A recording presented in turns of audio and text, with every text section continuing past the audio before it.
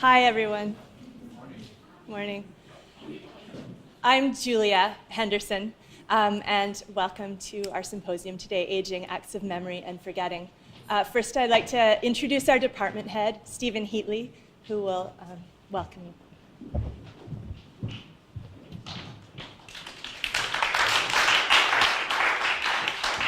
To make sure I find my light. I'm Stephen Heatley. I have the privilege of being the head of the Department of Theatre and Film here at UBC. I wanted to, first of all, to acknowledge the fact that the Dorothy Somerset studio, where we're located, is located on the traditional unceded and ancestral territory of the Musqueam people. We are fortunate and privileged enough to be able to work and play on this space, on this land that we are borrowing, I guess. I would like to welcome you to this terrific event. I like to think of the Department of Theatre and Film at UBC as a full-service department where we teach and research both scholarly things and creative things. Not that they are mutually exclusive, scholarly and creative. The practical parts of our department traditionally make a lot of noise, so it's always terrific when we can shine the spotlight on scholarly pursuits. So I'd like to welcome you on behalf of the Department of Theatre and Film and my colleagues to this terrific event, and I'm very pleased to welcome our guests here as well. And I wish you a rich and robust and fertile day.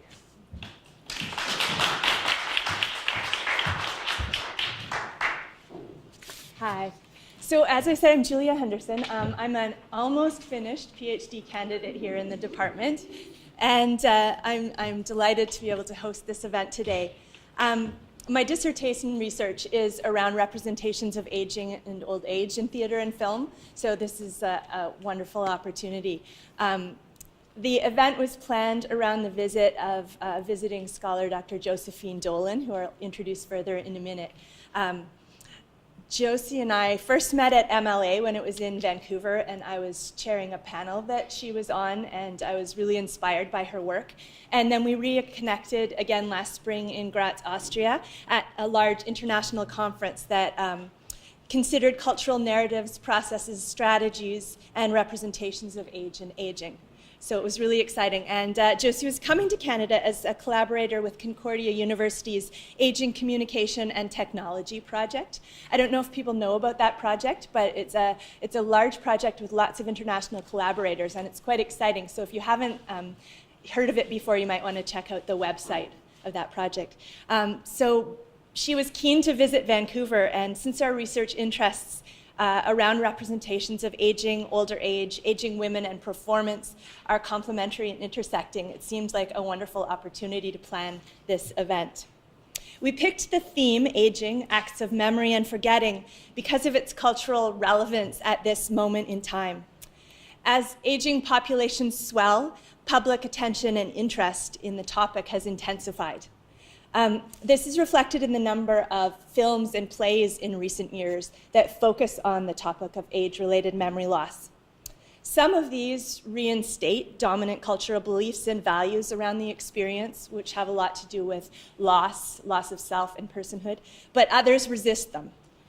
Examining age-related remembering and forgetting through the critical lens of humanistic age studies offers a way to understand cultural constructions of memory or absence of memory as they relate to aging and old age. Analyzing how such narratives function is the first step towards being able to reconfigure our cultural imaginary in ways that reduce the stigma of memory loss and start to dismantle ageism. The response to this event today far surpassed my expectations. We have people here from at least 6 different post-secondary institutions, at least 8 different UBC departments, a large contingent from the Spec Elders Circle, as well as a number of independent artists, scholars, and healthcare professionals. So I'm really delighted with the response, and it seems to me quite hopeful that awareness and interest in cultural aspects of aging and older age are increasing. I'd like to thank Concordia University's ACT project for funding Dr. Dolan's trip here to Vancouver, as well as I'd like to thank UBC's Department of Theatre and Film for their generous support in hosting this event. Thanks especially to Stephen Heatley, Kirsty Johnston, my supervisor, Sarah Crotter, Karen Tong, Cam Cronin, Boya Brown, Keith Smith, Jenny Larson, Lauren Taylor, Mario Callis, and Kelsey Blair for their support and assistance. And of course, to my husband, Adam Henderson, who is on his way from an audition, so he'll be here soon. Always you get an audition at the last minute, right? Just so you know, we're filming this session today. So we're hoping to be able to make it available online, so we have an archive of the event. But we won't be filming the slides because we'll show images that we don't have permission to put online. We were just granted permission to show in this sort of venue. We'll have our coffee break from 11:15 to 11:30. Lunch is on your own from 1 to 3. If you need suggestions for places to eat, there's lots of UBC people around, so please don't hesitate to ask. We'll reconvene here at 3 p.m. to view an exciting collection of films which represent age-related memory loss in atypical ways. The filmmaker of one of the films is in attendance, and a lead actor from another film will also be here, so I hope you can come back and join us this afternoon. One last thing, if anyone needs the washroom, it's down the hallway over there, and we'll use that entrance and exit while we're running because it's quite dark back here. So without further ado, I'd like to introduce our guest, Dr. Josephine Dolan. Recently retired from the University of the West of England, Josephine is now an independent scholar who researches at the intersection of popular cinema and old age. She gained her PhD in Women's Studies at Lancaster University. She's a visiting reader with the Center for Women, Aging and Media, of which she's a founding member. She's actively engaged with the ACT project at Concordia that I mentioned, and she also is actively involved with the European Network of Aging Studies and the North American Network of Aging Studies. And if you're not members of those organizations, it might be something that you're interested in, so you could talk to her or me about those at a break. Dr. Dolan's numerous publications include Contemporary Cinema and Old Age, Gender and the Silvering of Stardom, which is a 2017 publication, and she also co-edited Aging Femininities, Troubling Representations. So I give you Dr. Josephine Dolan.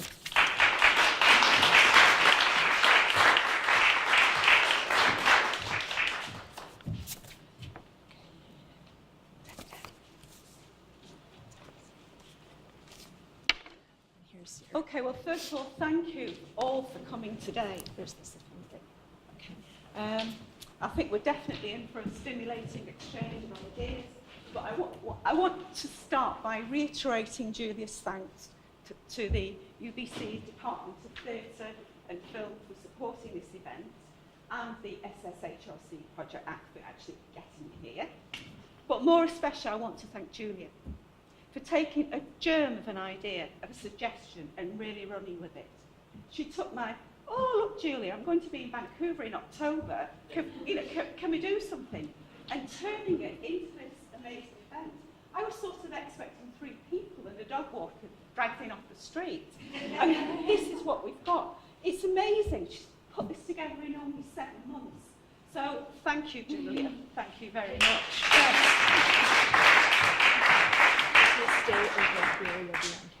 Oh, sorry.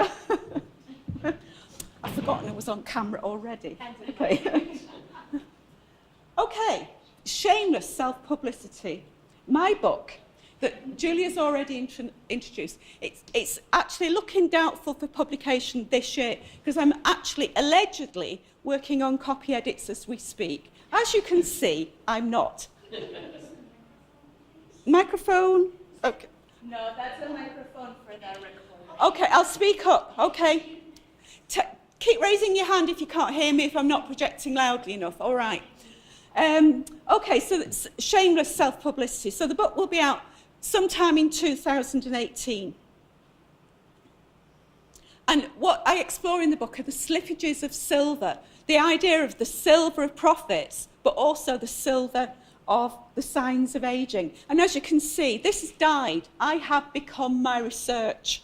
You know, I am my book. I am the embodiment. Rather than thinking about how is old age represented, I actually think about how is it used. How is it used to make money for both the film industry and broader consumer culture at the intersection with cinema, and also how is it used ideologically. And I explore those questions through the audience, star, narrative triad, thinking about those three different areas of cinema as they work and play out between each other, often in quite contradictory ways. Now, I'm not actually going to be talking about ideas in the book. I want to publicise it. Please note it. Please order it for your library. But what I'm talking about today are some of the loose ends, some of the ideas that slightly got away from the book because they didn't fit with the overall thrust of my argument. And I've actually been working on this particular strand for a number of years now, and I'm not quite there. You know, sometimes when you know you're onto something, but you've not quite nailed it. So hopefully this is the day where I think, ha, finally, I've actually said what I want to say. And it is actually already promised publication in this article in Lynn Grenier and Fanny Valois' book, The Cultural Mediations of Ageing and Memory, that are becoming, again, next year. I'm going to have a great year next year. Everything's coming out. So, okay. Slight change of title. And again, this is symptomatic of the fact that I'm not quite there yet. You know, do I want to call it Truthful Performance of the Path, or the idea of addressing dementia, memory and forgetting? They're sort of interchangeable titles in my head. But what I want to do today is to address some intersecting ideas, to tease out some multiple strands of memory and forgetting that are mobilised around the Iron Lady. Want to think about the biopic genre particularly and its claims to truth and how they are structured within the Iron Lady and by the Iron Lady.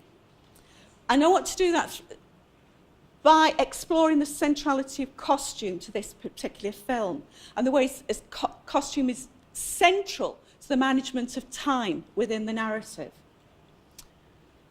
And the political aspect for this, for me, is the concept of organised forgetting. It comes from a literary scholar, Roger Bromley, who quite rightly points out that you can only have memory if you've got a forgetting in the first place.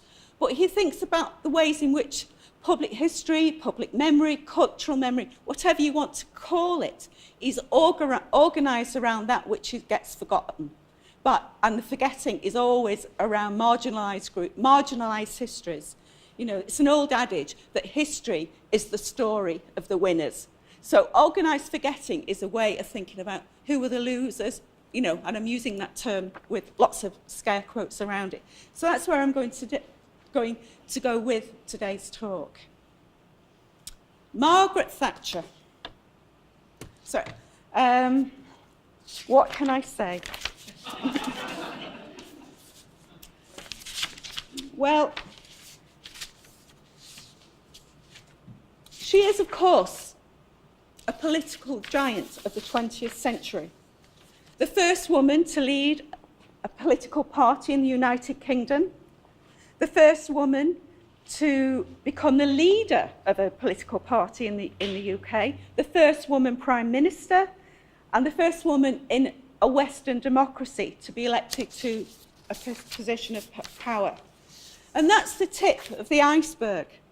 There's much to admire. However, for me, it's difficult to do so because of neoliberal ideologies, the policies she espoused, her government's attack on the welfare state, her government's shameful record in the Falklands War, and her attack on unions, and also her track record of scapegoating women while she was in power. I mean, so I really struggle with Margaret Thatcher. There is a part of me that really admires what she has achieved, yet my heart and my soul despises everything about her. So it's a really interesting antagonism that I struggle with. And of course, the Falklands War, one of the most shameful episodes in British militarism, which is shameful to begin with, especially her government's order to sink the Belgrano and the loss of 323 lives from a ship that was sailing away from the British troops, was sailing in neutral waters and was still bombed. I shudder to think that my nation did that. Yet many people admired her for it. They thought it was a sign of strong leadership, and within a year she'd been re-elected back into power with a landslide victory. Lots of ambivalences, to say the least. And then, of course, there's Meryl Streep, the character in the film, the character who depicts Margaret Thatcher. So when I talk about Margaret Thatcher, I mean the real historical person who lived and breathed. When I talk about Thatcher, I'm talking about Meryl Streep on screen. And of course, the Thatcher character elicited yet another outstanding performance from Meryl Streep, who exhibited a brilliant likeness, thanks to costume, makeup and hair, and of course, Streep's own acting skills. And I call this a performed likeness because its achievement is predicated on top-notch performances from a highly skilled team of people. And of course, inevitably, Streep used to sell the film, to sell the film as a quality film, a quality drama. And I would go along with that. I like this film a lot. I have problems with it, but I really like it. I think it's a superbly crafted piece of work. So that, so my starting position is there. And also, I'm not one of those scholars who poo-poos popular culture. I love popular culture. It's what I do. I was brought up on Hollywood. So always for me, it's about questioning my own pleasures and disturbing the pleasures that I take from popular cinema. So that's where I am. But already, when I'm doing this very, very preliminary sketch work, there's already a forgetting of the Iron Lady, and that's Alexandra Roach, the superb performance of the young Margaret Thatcher. And even the young Margaret Roberts, she plays the schoolgirl before Thatcher even became Thatcher. So already there's a forgetting within the popular memory of the film. I mean, I often say to people, they go, oh yeah, Meryl Streep, Iron Lady, say, what about the young Thatcher? And there's a, oh, forgotten about that. So I think that's one of the first forgettings I want to point to, the ways in which a star can overshadow a lesser known actress within a film.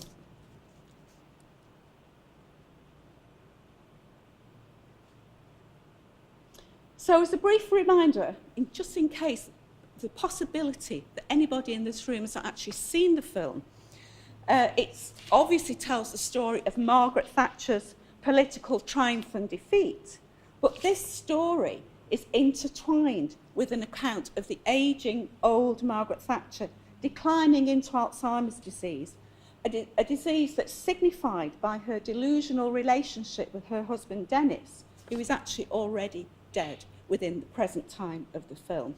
Now, I just want to show a clip here, just to set up some of the issues around it.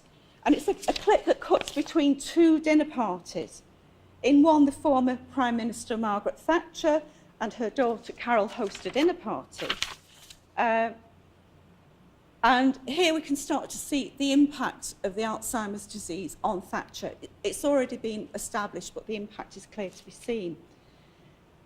And the other one is a flashback to an earlier dinner party, in which Alexandra Roach plays Thatcher. And it's the dinner party where she first meets Dennis. So it's part of the romantic narrative of the film, but it's also her first attempt at selection for party politics. Now, with any luck, I can actually get out of here. So it's, no, it's not that one. Thank you, Julie.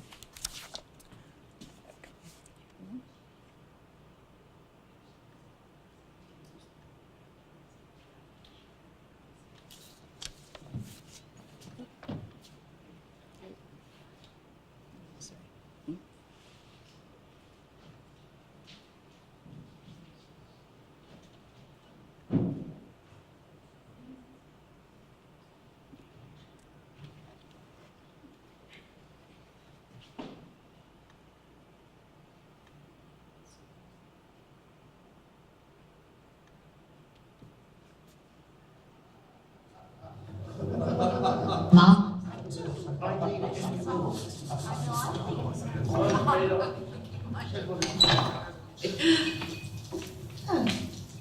Now, Miss Roberts, hoping to be chosen as our candidate for Parliament. Well, I don't like coalitions. I never have.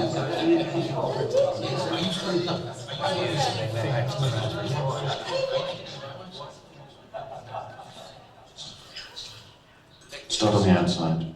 Work in. Heatley has his sights set on the steel industry. You mark my words. They'll be nationalising the bloody air next. Yes. Hold your breath, sir. That's government property. Was your father a political man too, Miss Roberts? Oh yes, 'tis core. And Mayor of Grantham. And a grocer as well. Yes. And did you help in the Oh yes, shop? it was a family business. A very good starting point for the political life, I'm sure. That and a degree from Oxford.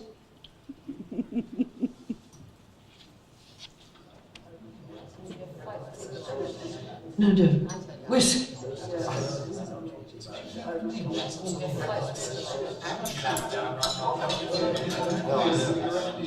So what I do think is that a man should be encouraged to stand on his own 2 feet. Yes, we help people. Of course we help people. But for those that can do, they must just get up and do.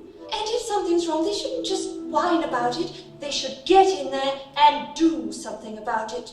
Change All things. due respect, Miss Roberts, what may have served in Grantham. Can serve very well for the people of Dartford too. Really? I know much more than those who have never lived on a limited income. Just like the man or woman in the street, when I am short 1 week, I have to make economies the next. Nothing like a slice of fiscal responsibility. A man might call it fiscal responsibility. A woman might call it good housekeeping. I'm not sure a home economics lesson is quite what the Dartford constituents need. They see industry being nationalised, the unions on the up, the pound on the slide. Whoever can sort that lot out, he's my man. Or woman. Okay.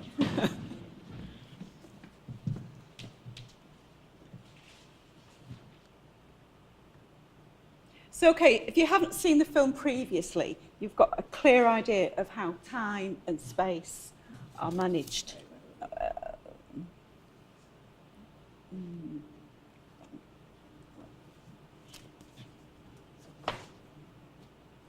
Yeah.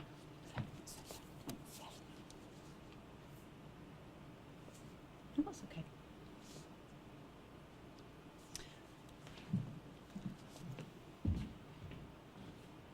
Okay, so if you haven't seen the film previously, or if you have, you've had a useful reminder of the ways in which the time and space is managed, and also the state of Thatcher's mind. We always know where we are, what period we're in, and also whether it's the ageing Thatcher with Alzheimer's or the ageing Thatcher that's got very lucid memories. So it's a really interesting dynamic.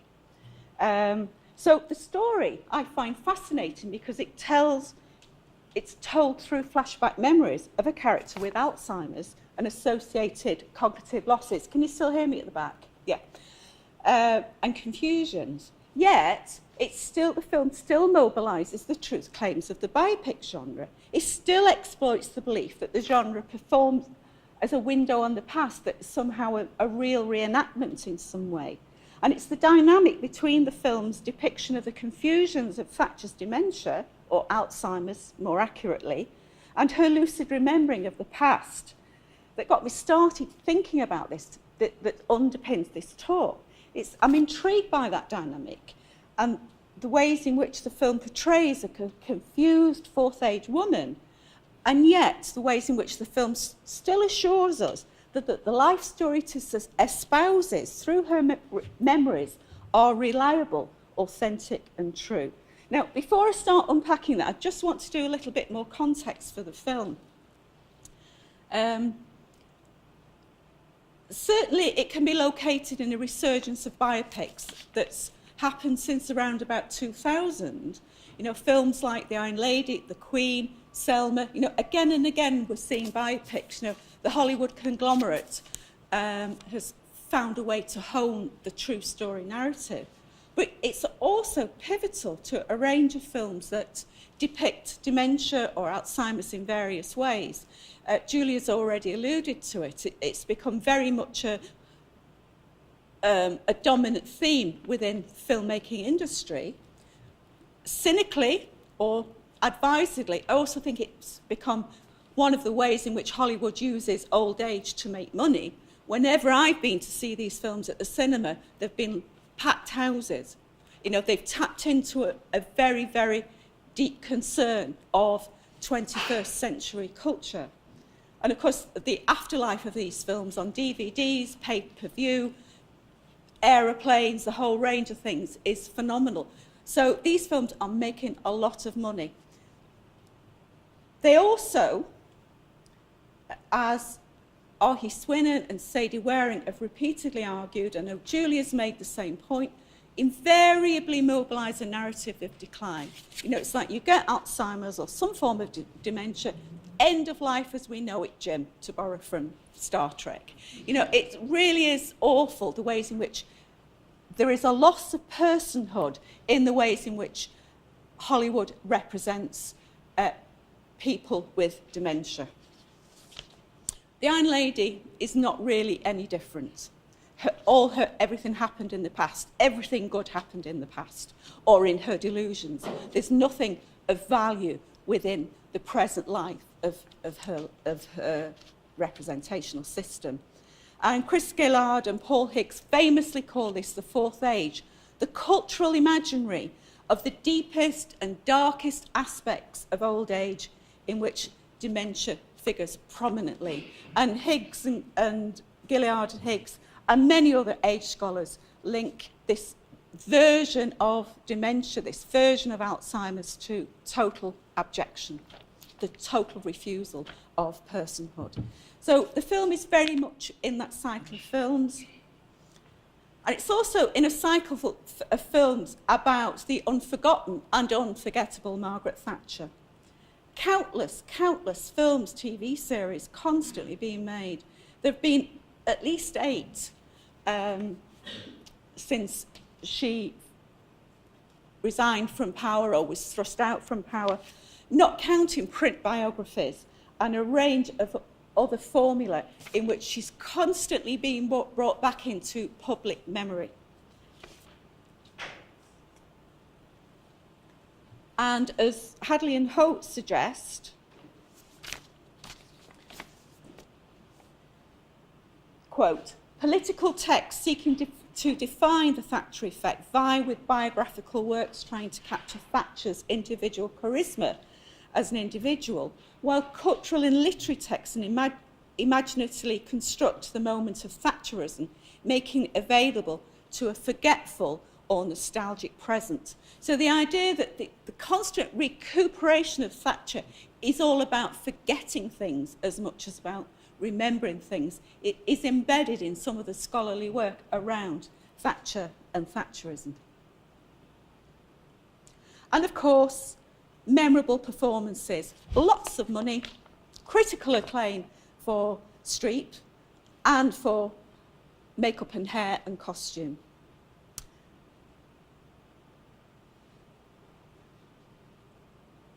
Yet the film has come under considerable criticism. Can you read those up there? Because I just thought I'd just flash them through. I don't feel the need to read what you can see. But very much a concern with taste, a concern of the ethics of making a film about a prominent figure who has become a person with Alzheimer's while that person is still alive. Real concern. The UK press, David Cameron made a speech in the House of Commons condemning the film because of these ethical concerns. And maybe as the day goes on and we discuss some of the issues that arise from the talks this morning, that's something we can go back to. The film has also been attacked on about who's got the right to remember Margaret Thatcher. So Mrs. Crawford, interviewed in the Daily Mail, a right-wing tabloid, shall I call it, very much complaining that they didn't get it right. And suddenly Norman Tebbit, who was a close colleague of Margaret Thatcher's, complaining about the kind of sources that were used, that he assumes were used for the film. Of course, basically he's saying, well, they didn't talk to me, and they didn't talk to anybody I consider to be of importance. You know, it's a moment of self-aggrandizement beyond belief. So these concerns are there. But what always strikes me about these concerns is the absence of any concern about the reliability of flashbacks, about the reliability of telling the truth of the past from the point of view of a person with Alzheimer's. And although the sources are questioned, this means that a belief in what Bill Nichols calls a didactic communication circuit remains unchallenged.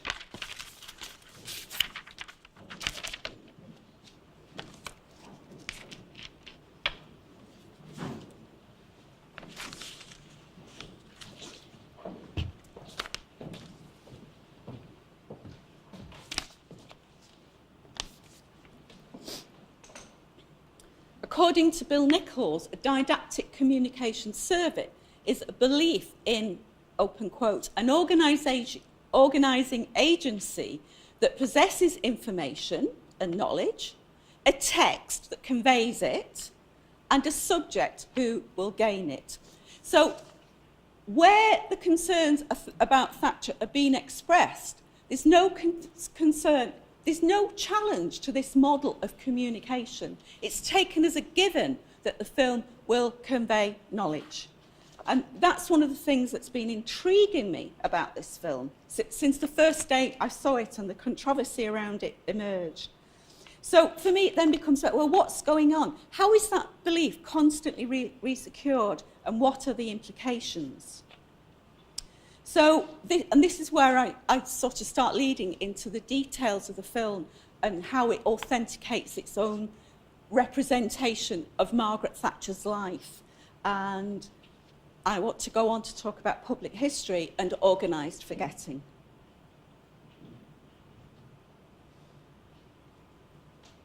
Now, what's the state? Now, the biopic genre, George Costin argues, is one of the ways that the past is made readable. Bill Nichols is making similar arguments about the seemingly irrefutable guarantee of authenticity that comes with the camera.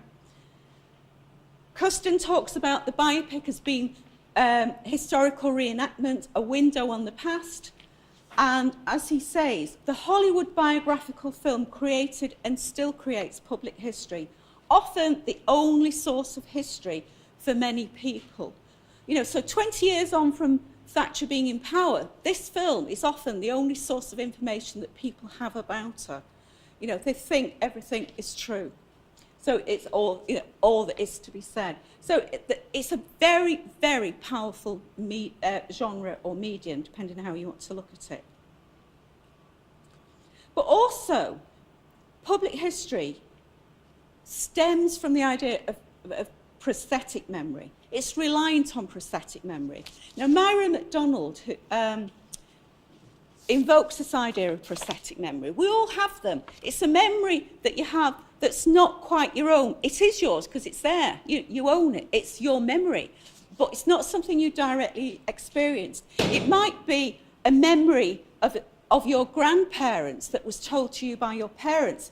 It might be a memory of yourself that is a story that's been told to you by your parents, but you don't actually remember the event, but you remember it because it's been reiterated and reiterated. It's been prosthetically grafted into your memory bank. And prosthetic memory is also crucial to public history. What we remember about Queen Victoria or the Native American people who inhabit this land, who granted us permission to be here today, are very, very much prosthetic memories. We weren't there when it happened, yet we know it, and we have a memory of it. It's part of our memory bank. So I think prosthetic memory is a really, really useful concept to start thinking about the dynamic between biopics and the idea of public history, the history that we share in some form or other.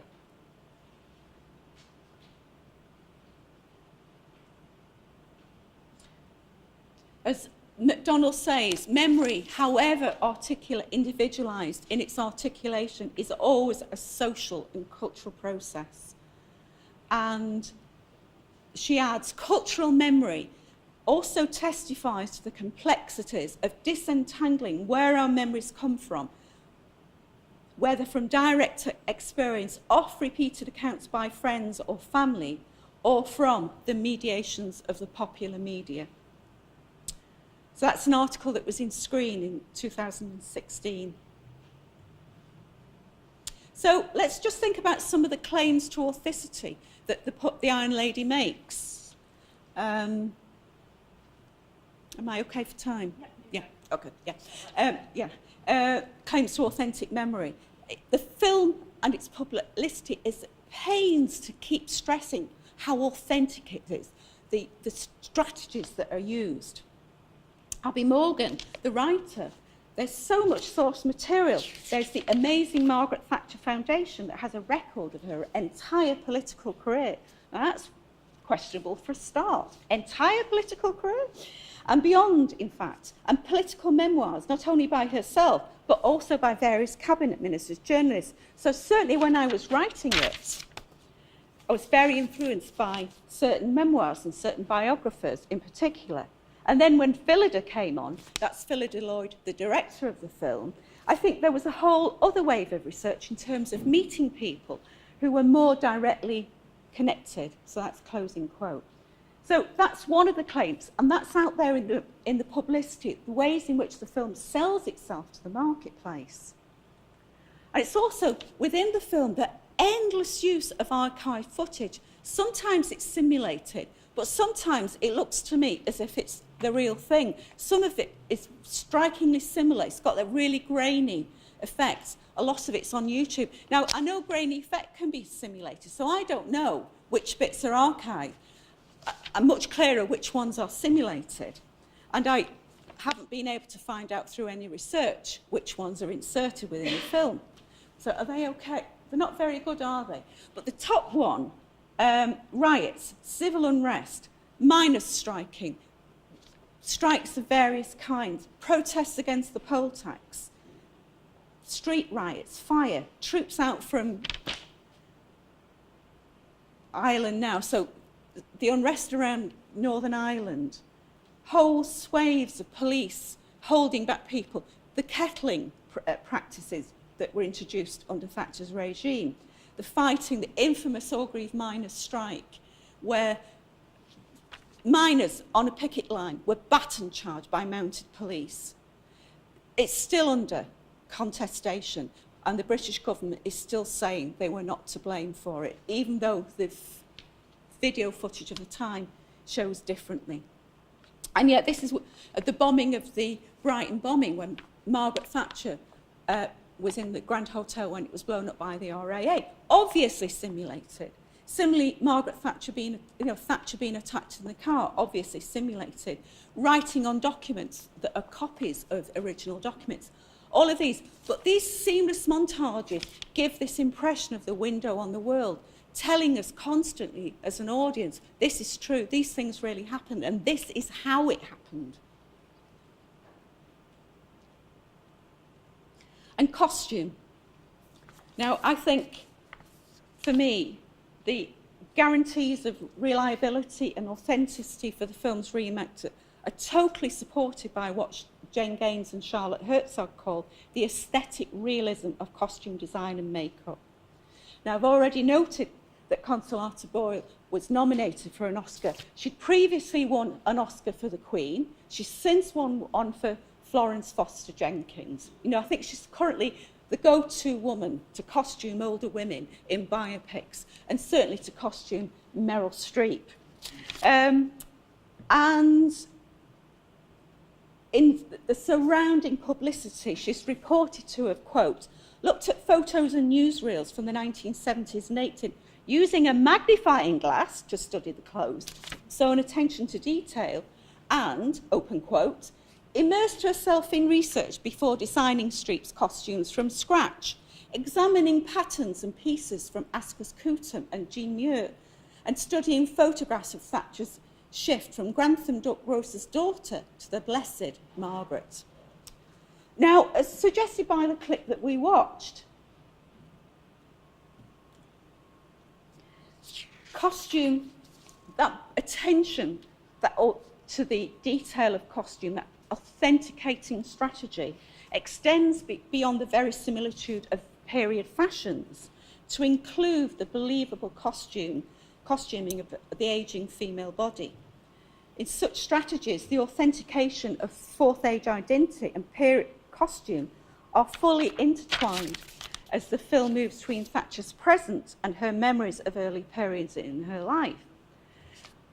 And that attention to detail is fully supported by the makeup artists Maryse Langan, Mark Coulier and J. Roy Helland, who, again, were deserved recipients of both Oscars and BAFTAs for the age transformations wrought upon Thatcher as she shifts between life stages, such as the vibrant 30-something mother, early career politician, and the embodiment of the fourth age imaginary. And their skill is most apparent in the contrast scenes of Thatcher at her prime, sporting that helmet hair, you know, the Boudica going to repel the hordes, and the scenes where thinning, poorly groomed, straggly hair connotes all the vulnerabilities associated with the fourth age and the incursions of Alzheimer's. Now, crucially, this combination of aesthetic realistic, the makeup, the hair, the costume, really supports the idea of a didactic communication circuit. And it operates in several ways. Firstly, as an aid memoir of Prime Minister Margaret Thatcher's appearance, really good reminder of what she looked like. It authenticates the transformation of Meryl Streep into a believable facsimile of Margaret Thatcher at various stages of her life. And of course, Alexander Roach at even younger stages. And it authenticates the transformation into Thatcher. And it manages Thatcher's age transformations embedded in the film's flashback structure and lays further claims to accuracy and truth. The image I just brought up there, which is very dark, but it's the opening scene of the film with Thatcher escaping her carers and going to buy milk. And that scene, she's totally established as a fourth age vulnerable woman, and it's a beige raincoat. She looks like a bag lady. She's wearing a headscarf, and the body language is superb.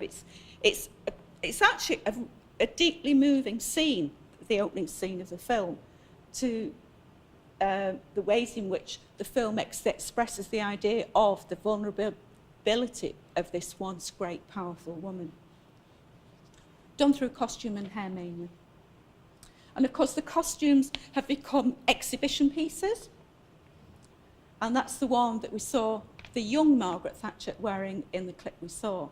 And one of my favourites is Thatcher at her pomp, just before her fall, costumed like an Elizabethan lady, you know, with all the power that suggests. So the costume is always doing the work of telling us just where Thatcher is in her life course. Also, addressing time and place. The realistic ethics are central to the organisation of narrative time. Like many biopics, The Iron Lady is structured through flashback, and the narrative put in between Thatcher's presence as a vulnerable fourth ager and her memories of childhood, early womanhood, entry into politics, falling in love, marriage and motherhood, and her political rise and decline. And of course, there's that further layer of complexity because of Thatcher's vulnerable present that's established by the intercuts between a very bleak fourth age, an objective point of view of a very bleak existence as a fourth age woman, and the subjective views of the warm relationship with Dennis, even though he's delusional. You know, I'd want to stay with Dennis if I was her in this film. I wouldn't want the other option, you know. So I think that's really interesting. And it really establishes the isolation of the cared for within a so-called caring regime. So there's some interesting political work going on here around Alzheimer's and ideas of care and caring that I've not got time to develop today. But crucially, despite all these different shifts of time and reality and delusion and everything, we always know where we are. We always know which mindset or which decade is being represented. And Philida Lloyd, the director, has pointed to this nuanced use of blue in the film. And if you think back to the clip we saw, the costume was blue in both scenes.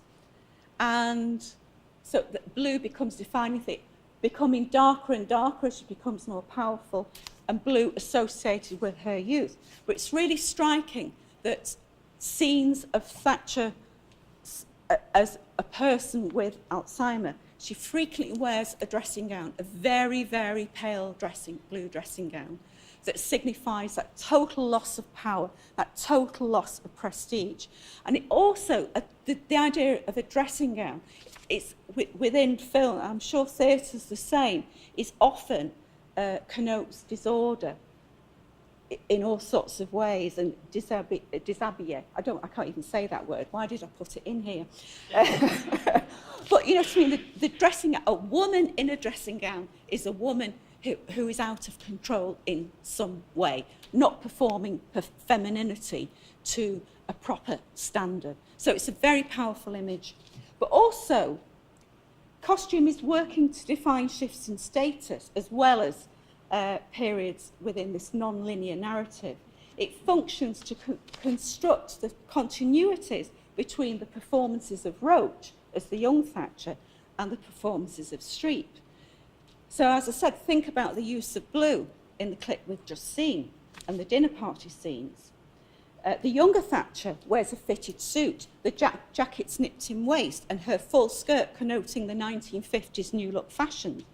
The older Thatcher's lace brocade dress is less fitted, not only suggesting changing fashions and life stages, but also signifying the increased girth that frequently accompanies loss of mobility. But for me, always reminds me of my mum at the end of her life. Makes a real poignant gesture to the easy care functionality of dresses provided to fourth age women placed into care. I think there's clever work going on with the costuming there. So this blue costume creates a seamless continuity across time, between actresses, and between states of mind. So always, costume is securing that idea of the didactic communication circuit. There are no breaks that stop, oh, hang on a minute, I'm watching a film. You know, you constantly have to remind yourself that you're watching a film. Stitches us into the action as much as the characters into the action.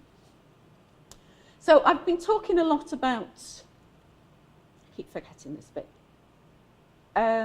authenticating strategies. So I just want to move on to the point of the ways in which the film makes Thatcher's point of view reliable. And it does it by the presence and absence of Dennis. So at a point when I'll begin again. At a point when her deteriorating health has already been established, when a routine medical checkup is brought forward, what is an effective closing scene? And it's a really visceral. Unfortunately, the slides aren't going to show, but that gives you enough. I've seen this film about 20 times. This scene always makes me cry. It's deeply, viscerally affecting. Dennis's costume for outdoors. He walks down a hallway, away from Thatcher, towards a bright light. It's an exit. It's brilliantly lit. The camera cuts to her tearful face. She's begging him to stay. I'm getting upset now, even talking about it. And it cuts between her tearful face and his departing back as he disappears into a pool of light. The light expands and expands and expands until it becomes a prolonged whiteout. The screen stays frozen as a white screen for several seconds. There's no doubt that Dennis has gone. He's gone from the film, he's gone from the storyline, but he's also gone from Thatcher's memories. It's a deeply moving scene, you know. She's finally declined into the later stages, the blank, forgetful stages of Alzheimer's. Now, confirmation of my reading of this film comes in the following scene. When a confused Thatcher is wakened by daughter Carol. Symbolically, her bedroom cupboards, they're completely stripped bare of everything. All the contents are put into refuse sacks. So her memories have gone into the waste bin, literally. And they're now inaccessibly contained and constrained in muddled and disorganised piles. And then the following scene has Thatcher washing teacups.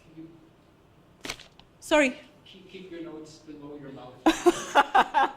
Oh, okay. I'll put them down. You see, I can't talk without my hands. I do apologise. Thank you for asking me. Can you still hear at the back as well? Yeah. Okay. Okay, so I was saying that final scene with the black refuse bags confirms that she's completely lost her memory. That all the memory prompting articles of her life are consigned to black refuse sacks. Bin bags, as we call them in the UK. And then the scene closes with her washing teacups, staring blankly through it. And when, now, as a young woman, she had forsworn the domestic life, and there she is forgetting that.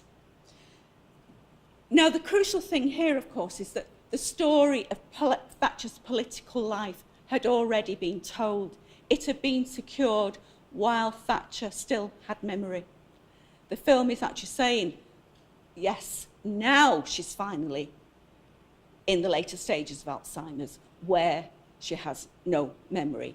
But the truth, the didactic communication circuit, has been secured. Now, sorry, I'll put them down. So with those secured,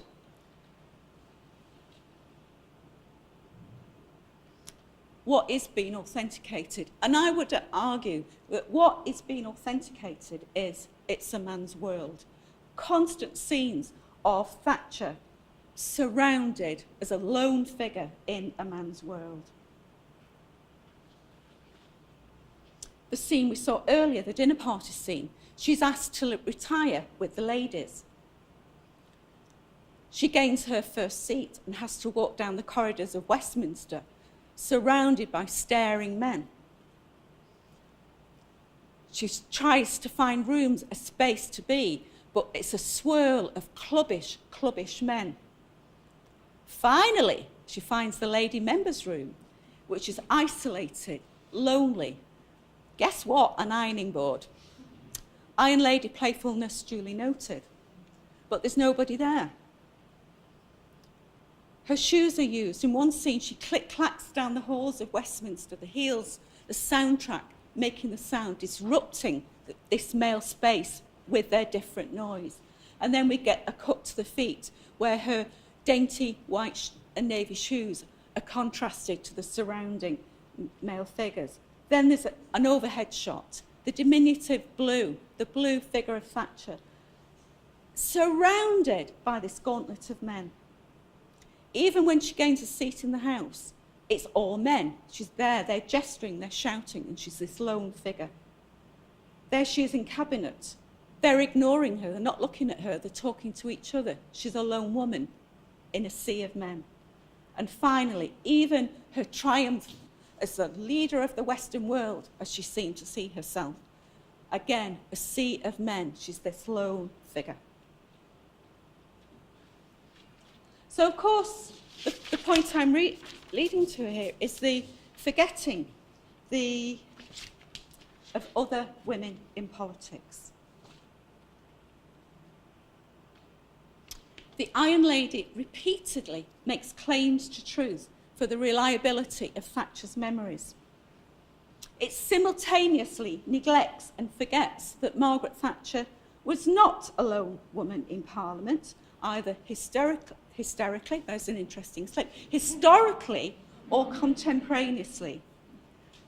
The first woman elected to British Parliament was in 1918, 41 years before Thatcher was elected. Between 1918 and 1987, when Thatcher was elected, the proportion of women MPs hovered around 4%. Not a very high percent, that's 4% of 650, but still significant.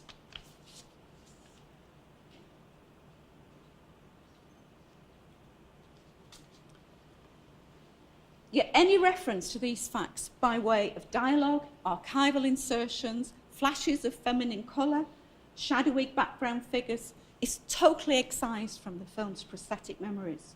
Crucially and vitally, this is not a struggle over the reliability of facts and sources. This is not a question of accuracy or truth.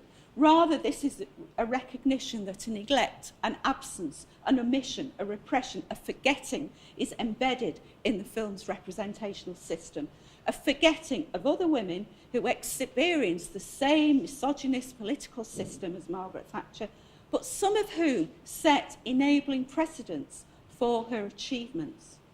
This forgetting extends to incorporate those feminist struggles for suffrage, education, property rights, social mobility, reproductive rights, and the right to speak and be heard that enable Margaret Thatcher and other women politicians from earlier and later generations and of lesser renown to play a part in public life.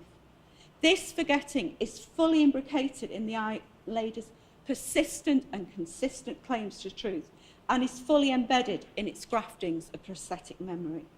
So thus, even as the representational system of the Iron Lady organises its own claims to truth, organises its cultural memories of Thatcherism's multiple, traumatic, violent conflicts, organises prosthetic memory of Margaret Thatcher as a singular, self-determined achiever, it simultaneously organises a forgetting of other women's achievements and the feminist politics that made them possible. Now, that might seem like a conclusion.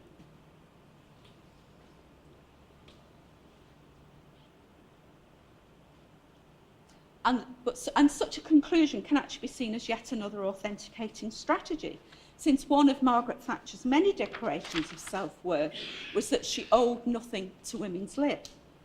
And clearly there's a simple counter-narrative to this conclusion that mobilises prosthetic memory of the many women of achievement and the decades of feminist politics that enabled Margaret Thatcher to assume power and influence. How else would I know that there was an absence in the film? There is another narrative available. However, sadly, that knowledge, that counter-narrative, largely circulates in the rarefied circuits of academia or amongst the highly committed few who seek it out. And for a counter-narrative to become effective, to become a widely shared prosthetic memory, rather than an organised forgetting, it needs a popular reach, similar to that of the Iron Lady. And with that said, that's not the full impact of the film's organised forgetting. It doesn't merely organise forgetting of other women in public life and the feminist activism that supported Margaret Thatcher's career. It also represses her failure to support other women in public life and politics. It represses a freeze on those child benefit payments designed by the architects of the welfare state to help all mothers, regardless of marital status or other sources of income. The film also forgets how Margaret Thatcher was a working mother, infamously criticised other women for abandoning their children in order to work.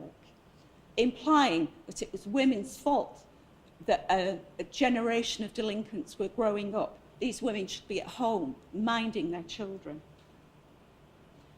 And that's not all. As role model, as Joan Smith explains, Margaret Thatcher seemingly rendered feminism redundant. As Smith explains, open quote, "If Mrs. Thatcher could do it," the argument runs, "so could anyone else." The spoken implication is that the woman making the complaint simply hasn't tried hard enough. And sometimes the argument is taken even further as evidence that women have unparalleled opportunities, but there is now a definite advantage to being a woman because a woman can be Prime Minister. End of quote. So here then we can begin to see that organised forgetting of the Iron Lady does not merely omit and repress an already existing counter-narrative to its own organised forgetting of women's achievements and feminist activism that enabled Margaret Thatcher's public life, but simultaneously its reiteration of Margaret Thatcher as an exceptional and singular woman achieving high success within a man's world provides the grounds for the rejection of feminism per se, effectively negating its value for all those women who follow after Thatcher. At a stroke, feminism is simultaneously forgotten and rendered redundant. And here we see the real power of organised forgetting. Organised forgetting should never be reduced to the simple omission of facts from the past. Rather, we need to recognise its capacity to rewrite the past, to shape and regulate attitudes and beliefs in the aftermath of its repressions. And to shape and regulate attitudes and beliefs in the aftermath of its repressions, and it needs to be fully embedded in the prosthetic memories of Thatcherism if a full and effective counter-narrative is to be mobilised. Roger Bromley, I started with him. Quote, this is my final word, "Forgetting is as important as remembering. Part of the struggle against cultural power is the challenge to forgetting posed by memory. What is forgotten may represent more threatening aspects of popular memory and have been carefully and consciously, not casually and unconsciously omitted from the narrative economy of remembering." Thank you for listening.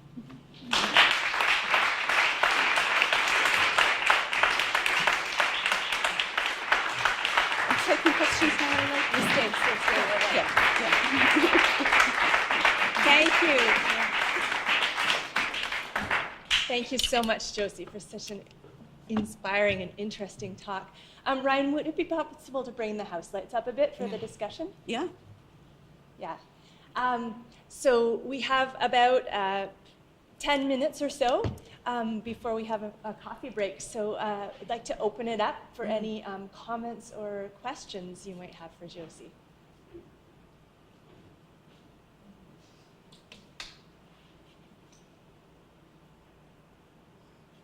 I have a question. Yeah. There's a resurgence in documentary filmmaking. Do you think documentary filmmaking is a safer place to contain memory in film than dramatic filmmaking? Okay, 2 points I would say. Documentary filmmaking where? If you're talking about the USA, North America maybe, it's never gone away in UK and Europe. And if you look outside the West, it's been the predominant form of filmmaking. Point one. Point two, taking your question at face value, no, it's not a safer place. Documentary is as mediated as anything else. The moment somebody picks up a camera and decides what shot to use, where to shoot from, what kind of framing, there is a mediation taking place. I would add documentary filmmakers, as a rule, are incredibly ethical, try to do as little mediation as possible, however, they can't avoid it. Michael Moore's presence in any of his documentaries is a mediation. You know, we could go on and on. If we look back historically, Leni Riefenstahl, a documentary filmmaking, made fabulous films. But do we want to celebrate them? You know, so the short answer is no. It depends on the filmmaker and their willingness to be ethical. Okay, good question, thank you. Yep. Thank you for your presentation. I found it totally intriguing and completely woke me up. So I guess what I find distressing, so I just want you to comment on this, is the public's inability to understand that a biopic is roughly based on some contestable facts, and that they would actually see that as a historical document, whereas I think a documentary, I guess I think, is at least that person's point of view, and I have a little more trust that there's a little more truth in it, but it's still that person's point of view. So do you think we've gotten worse as several societies as thinking a biopic is actually what happened? Well, I wouldn't say we've got worse. Or we've never very good? No. And I think it goes back to the verisimilitude of the camera. The camera does not lie. Right.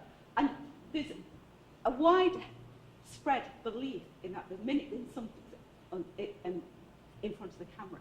Anecdotally, people will say to me, oh, I know the Iron Lady, or I know the Queen, or I know Selma. It's dramatised, but it's based on the truth. And that's the bottom line. You've got the camera and this idea that it's somehow based on the truth somewhere.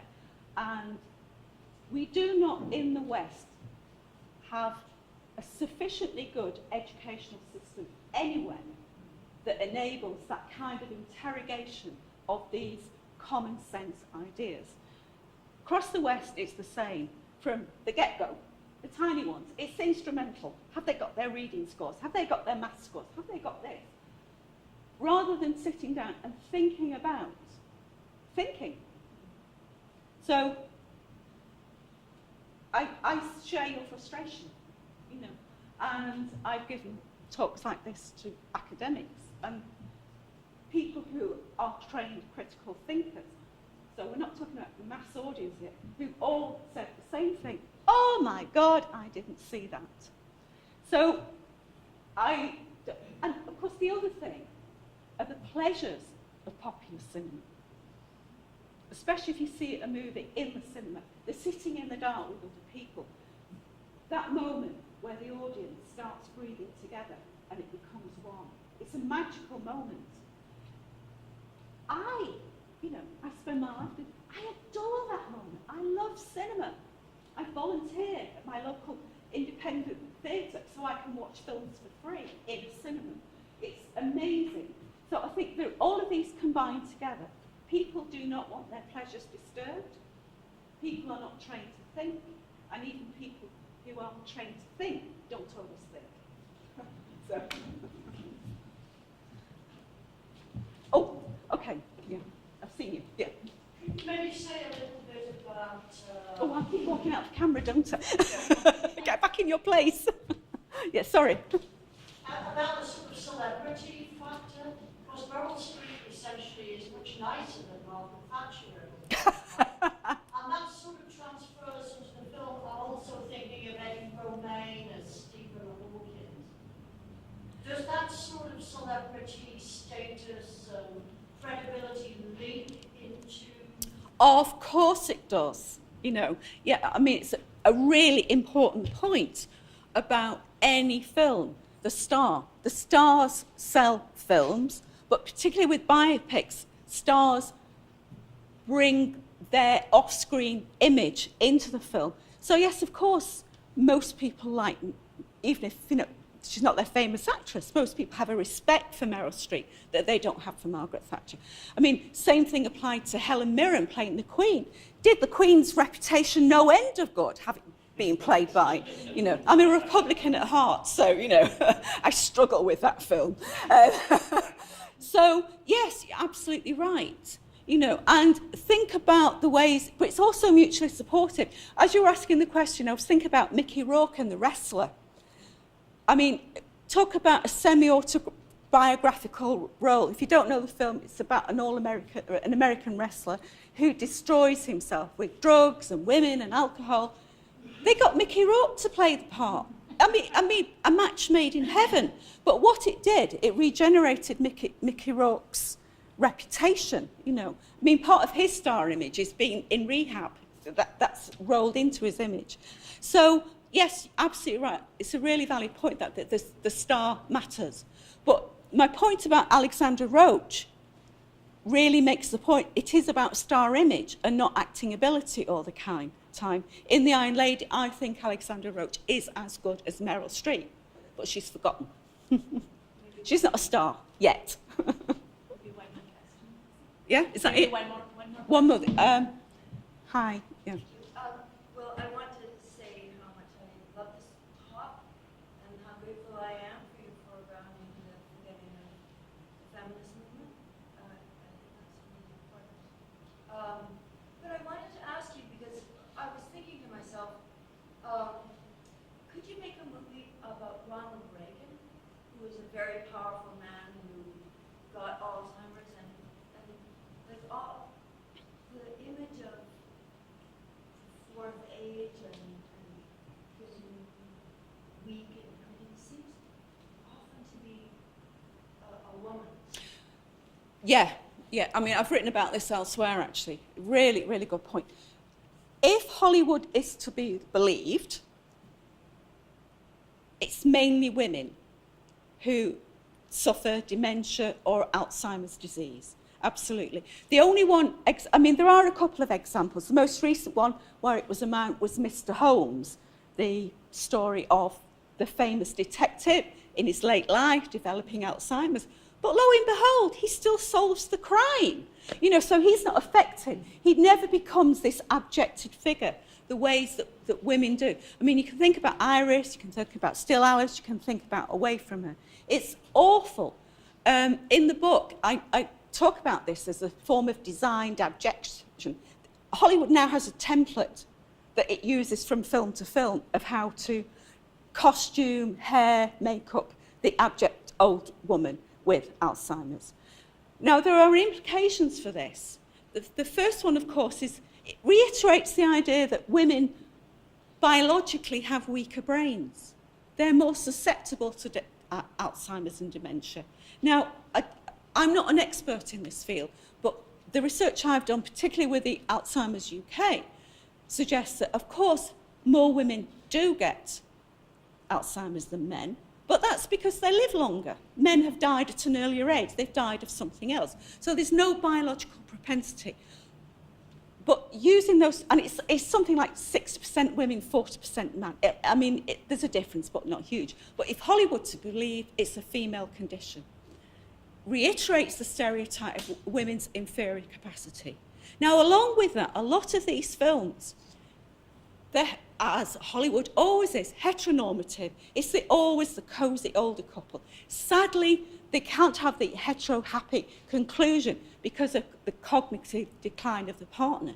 But what you're always left with is this amazing man who looks after his wife in the worst stages. You know, think about John Bailey, played by Jim Broadbent, Dennis Thatcher, played by Jim Broadbent. I know, he's cornered the market, you know. I've seen similar tropes in The Hours and Sylvia, you know, this idea of this caring man. Now, often they're men in the 70s who in the 50s would not have performed that kind of caring role. Now, I'm not suggesting that real men in the real world don't do this. I am talking about film. And what it does is to promote the idea that men were always caring. They always supported the careers of women. They were always on side, certainly in The Iron Lady. Dennis is a new man back in the 1950s. He's in there fostering her career. Same with John Bailey in Iris, this constant recurrence of this idea of the man. So basically, you get a retrofitting of the 1980s post-feminist new man, retrofitted back to the 1950s.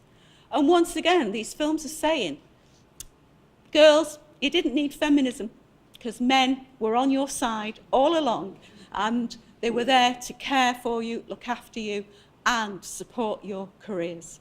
So these films are often disturbingly post-feminist in the ways they mobilise that dynamic, that heterosexual dynamic. Okay. Thank you. We'll break there. I'd like to thank Josie again for such a wonderful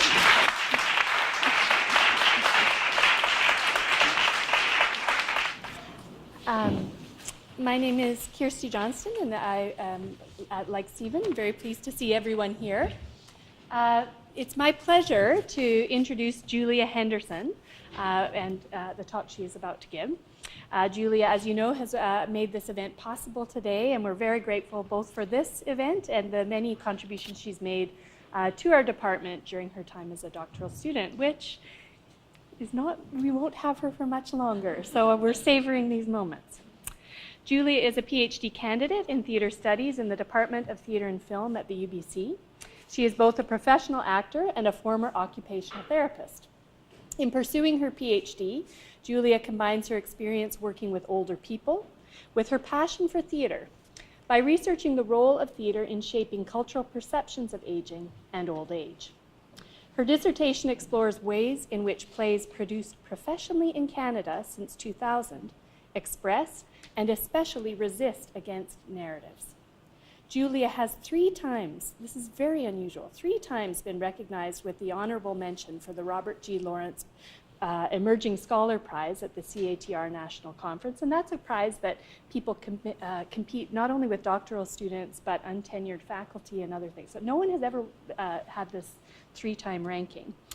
And most recently in June 2017, she was given that award, or that nomination. Julia's work has also been published in Theatre Journal, Theatre Research in Canada, the Journal of American Drama and Theatre, and is upcoming in Age, Culture, and Humanities. Julia, I invite you here. Thank you.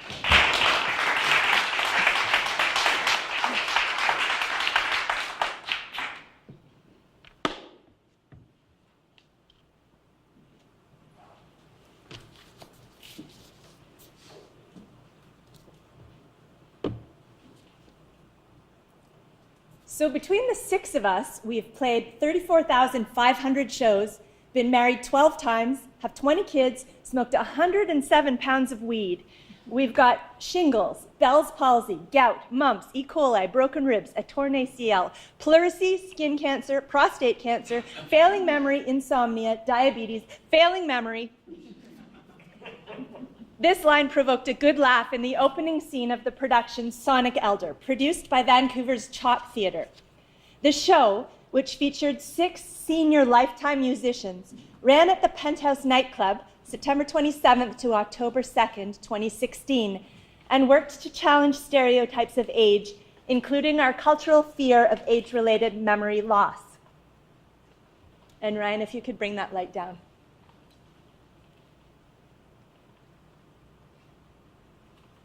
One, two, 1, 2, 3,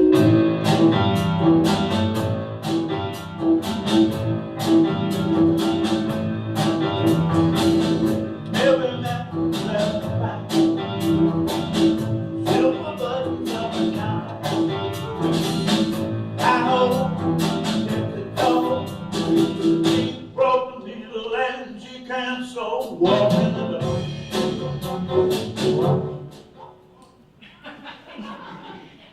Okay, if you can bring the light back up for me so I can see my paper. Thanks. The prominence of ageism in our culture has led us to resist aging, stigmatize the elderly, and fear age-related conditions. In particular, age-related memory loss, commonly referred to as dementia in its most severe form, has become a cultural terror, negatively impacting the social, personal, and economic conditions of those living with the experience, and limiting their participation and representation in cultural activities. In recent years, theatre projects have begun to crop up that resist ageist perspectives surrounding dementia. I propose that Jill Dolan's theory of the Utopian performative offers a way to understand these performances as rehearsals for a transformed, better future. So Jill Dolan is the other Dolan. Josie and Jill together often confuse my citations. But, so when I talk about Dolan throughout, I'm talking about just Jill Dolan, not Josephine. According to Dolan, moments of utopian performativity involve a deep intersubjectivity between performers and audience, one that offers an effective experience of what utopia could feel like, and in doing so engenders possibilities for transformation. The aesthetic impulse guiding the development of sonic elder was the creation of such moments, and these serve to counterbalance dominant cultural narratives that equate aging and old age with decline and loss. Billed as a live autobiographical onstage documentary, Sonic Elder was a collaborative creation that featured 6 lifelong professional musicians aged 63 to 76. During the show, they performed as a rock band and reflected on the role of music in their lives over time. The show was developed by the performers, the show's director, Christy Watson, and its dramaturg, Anita Rochon, who is also co-artistic director of the Chop Theatre. The chapter of my dissertation that I draw from here addresses moments of utopian performativity in Sonic Elder more extensively. However, today I focus on unique dramaturgical elements of the show that facilitated the participation of a performer with significant age-related memory loss and led to moments of Dolan's utopian performativity. The dramaturgical approach, which I have named Dramaturgy of Assistance, capitalized on and foregrounded the relational and embodied identities of the performers, and in doing so, highlighted the performers' musical talents and the strength of their relationships. Sonic Elder created performances of age that offered moving and hopeful glimpses of how it could feel to resist age stereotypes and embrace more positive, expanded age expectations. First, let us consider why representations of aging and old age on stage require resistant and reimaginative impulses. Throughout history, the ways that aging and older age have been represented in Western culture and been reflected in theater have varied at different times and places. However, the prominence of what age critic Margaret Morganroth Gullette terms the decline narrative has persisted for centuries and worked to shape our cultural understandings of what it means to age and be old, to include fear, denial, avoidance, and repulsion. Negative representations of aging have dominated. Michael Mangan, writing about age and theater, describes decline as the invisible but dominant cultural message which encourages men and women to experience and articulate growing older, essentially in terms of loss, isolation, and diminished physical, mental, and material resources. It serves to belittle, simplify, stigmatize, exclude, dehumanize, and otherwise limit the possibilities for understanding old age.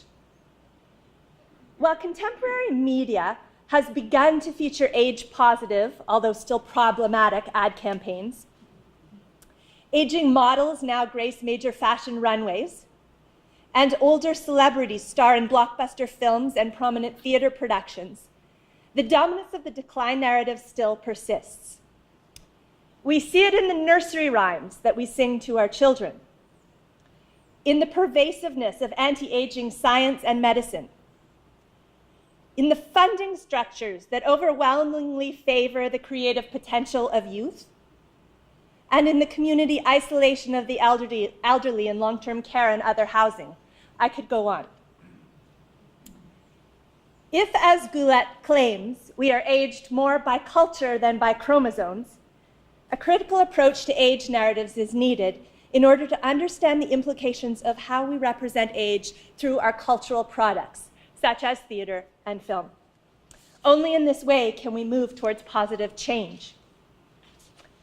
I choose then to consider Sonic Elder through the lens of Dolan's utopian performativity because it offers a way to understand the powerful and transformative potential of this unique show.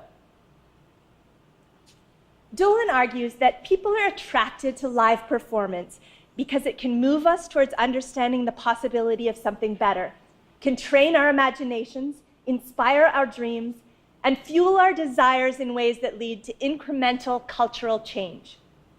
She argues that theater not only can express utopian ideas through its content, but more importantly, the live performer-audience exchange can inspire usefully emotional expressions of what utopia might feel like, and in doing so, provoke effective rehearsals for revolution.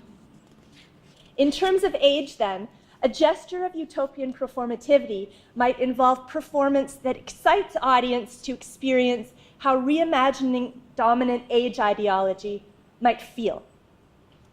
Rick Knowles, theater scholar Rick Knowles, takes up Dolan's ideas and applies them to live autobiographical performance, arguing that heightened intersubjective synesthetic moments between audience and performer are deepened by the dramatic form itself.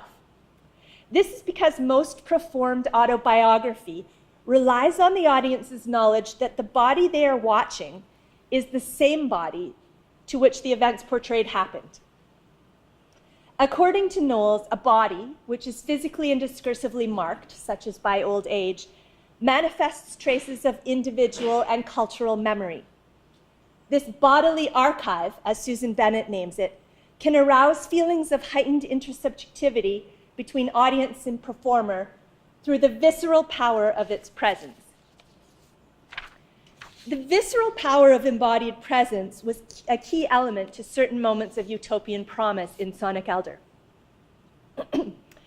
In the instance I will discuss today, the accentuation of both embodied selfhood and relational selfhood prompted intersubjective utopian potential. Relational selfhood refers to the self that is formed through interaction with others. Embodied selfhood is a perspective of self that foregrounds pre-reflective ways of being in the world and stresses the active and acted upon nature of the body. And I'll come back to these terms. These constructs were brought into focus by aspects of the show's dramaturgy that converged during a particular musical number and that were key to the moment's potency. Director Watson describes the show's unique dramaturgical approach in an interview. They all agreed on a degree of memory loss. It was an issue that wasn't going to go away. It was pretty much the night before the show, a mentor of mine said, make it a feature of the show. Like, it's the thing that everybody's thinking about. It's the thing that everyone is scared of. And how terrifying is it to stand there and not know where you are or what you're supposed to say or maybe who you are? So that was a good shift for me. Actually, that's okay. That is the show. That is where they're at. So I went into the next day, and that was really all I talked to them about. I didn't give them any notes or anything, talk about anything really. Just said, it's really okay when you don't remember. And if you don't remember, you can say I don't remember, and you can ask your friends on stage to help you out. And that's going to be our big strength. So how can we use it as an asset? The way that Sonic Elder made memory loss an asset was through its dramaturgy of assistance, a dramaturgical approach that integrated supportive memory strategies, allowed them to be exposed, and accentuated relational and embodied selfhood. According to theater and dementia scholar Ann Davis Basting, people with significant memory impairment are extreme examples of selves that are relational. Deidre Hedden describes the relational self, saying, the self is not only a historical and cultural construction, but is imbued with and indeed inseparable from others. Our actions and experiences are never isolated. Our stories are intertwined. If a person with significant memory impairment writes a traditional autobiography, Basting elaborates, she may borrow the autobiographical form to strengthen a sense of self, but will often end up masking the intensity of caregiver relationships and obscuring the relational quality of selfhood in order to tell a coherent narrative. Sonic Elder consciously employed techniques that made use of and thus foregrounded, rather than masked, relational selfhood. First, the show highlighted memory loss as a group experience by making it a running joke in the opening segment's description of collective ailments. So you'll remember, we've got failing memory, insomnia, diabetes, failing memory. It was quite funny in the delivery.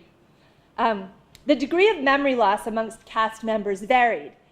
Presenting the experience in this shared way added levity and meant that no individual was othered. Next, Watson cast the show mostly with individuals who were previously friends or colleagues. 3 of the performers had known each other since high school, so over 40 years, and had played together many times. 2 of the others had also worked together for many years. 1 performer had less shared personal history with the other cast members, but had participated in the 2-year period of the show's development, so still had known the others for some time. All the performers shared a generational history and an identity as Vancouver musicians of a particular era. Having mutual history meant that the performers could support each other's memories in the telling of events and experiences. The script was structured to include improvised sections as well as scripted lines that revealed their interrelationships through banter in a spontaneous way. For example, in an early scene, all band members recalled the names of clubs in Vancouver where they used to perform. The script states, "The rest of the group contributes venue names. This section is popcorn style." So they were throwing out venue names and little reflections on them in an improvised way.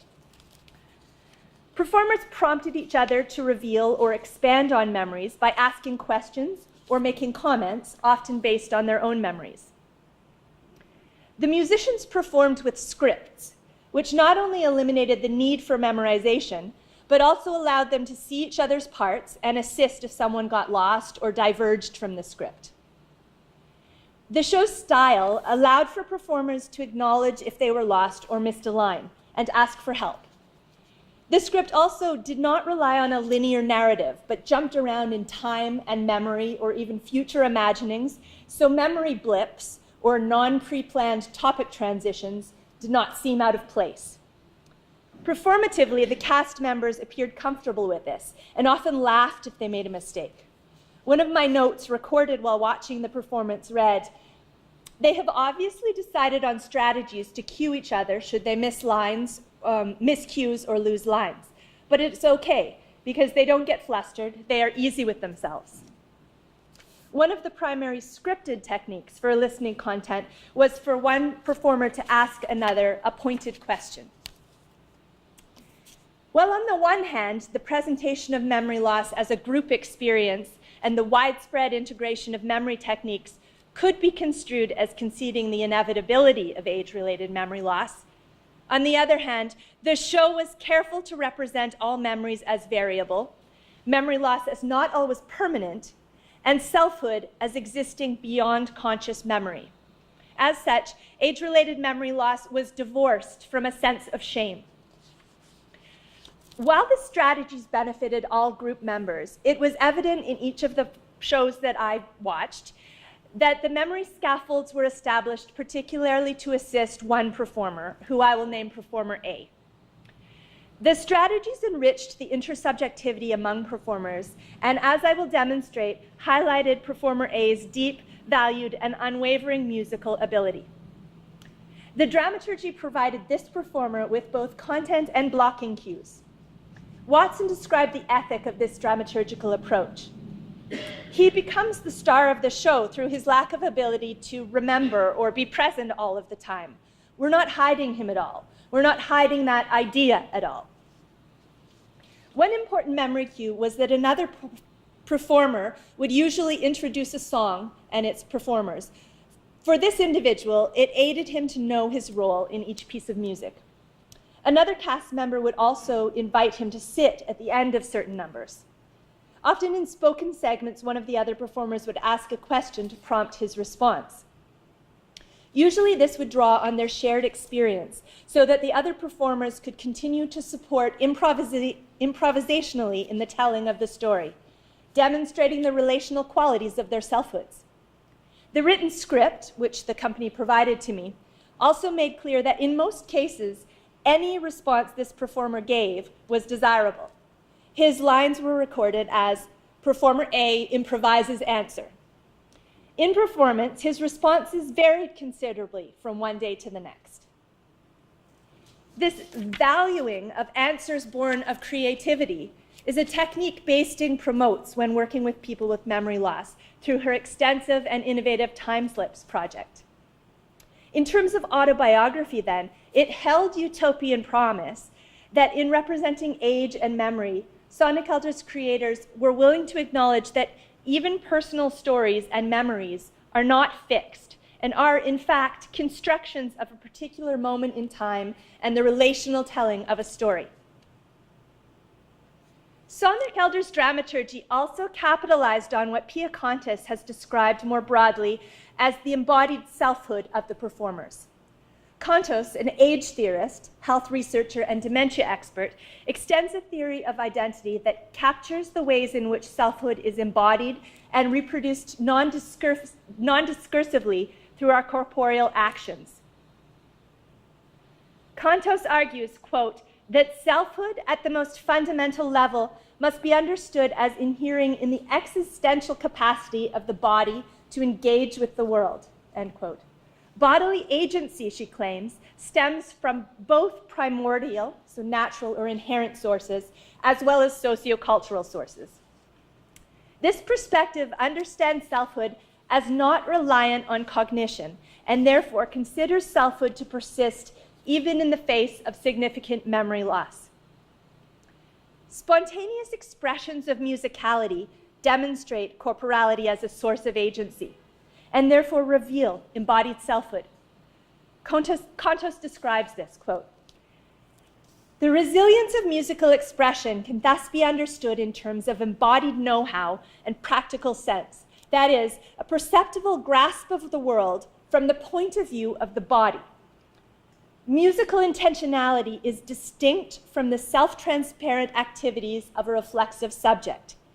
Musical engagement, then, is not the function of a cognitive form of consciousness that carries the body to a given space by way of a strategic plan formulated beforehand. It is a bodily form of consciousness, the body's pre-reflective ability to direct itself toward the world, end quote.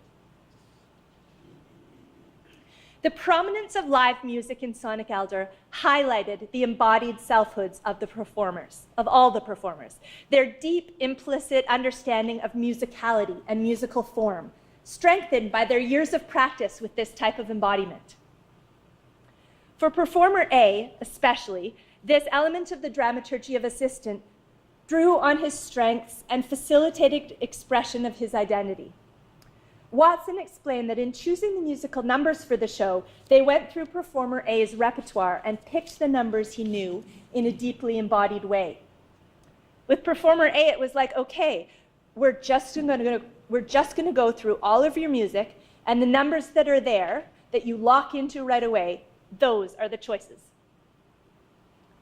This recognition and valuing of performer A, as well as all cast members' potential for expression through embodiment, meant that Sonic Elder's creators devised a dramaturgical platform to support what Contos describes as coherent and spontaneous expressions of musicality, even in the face of memory loss.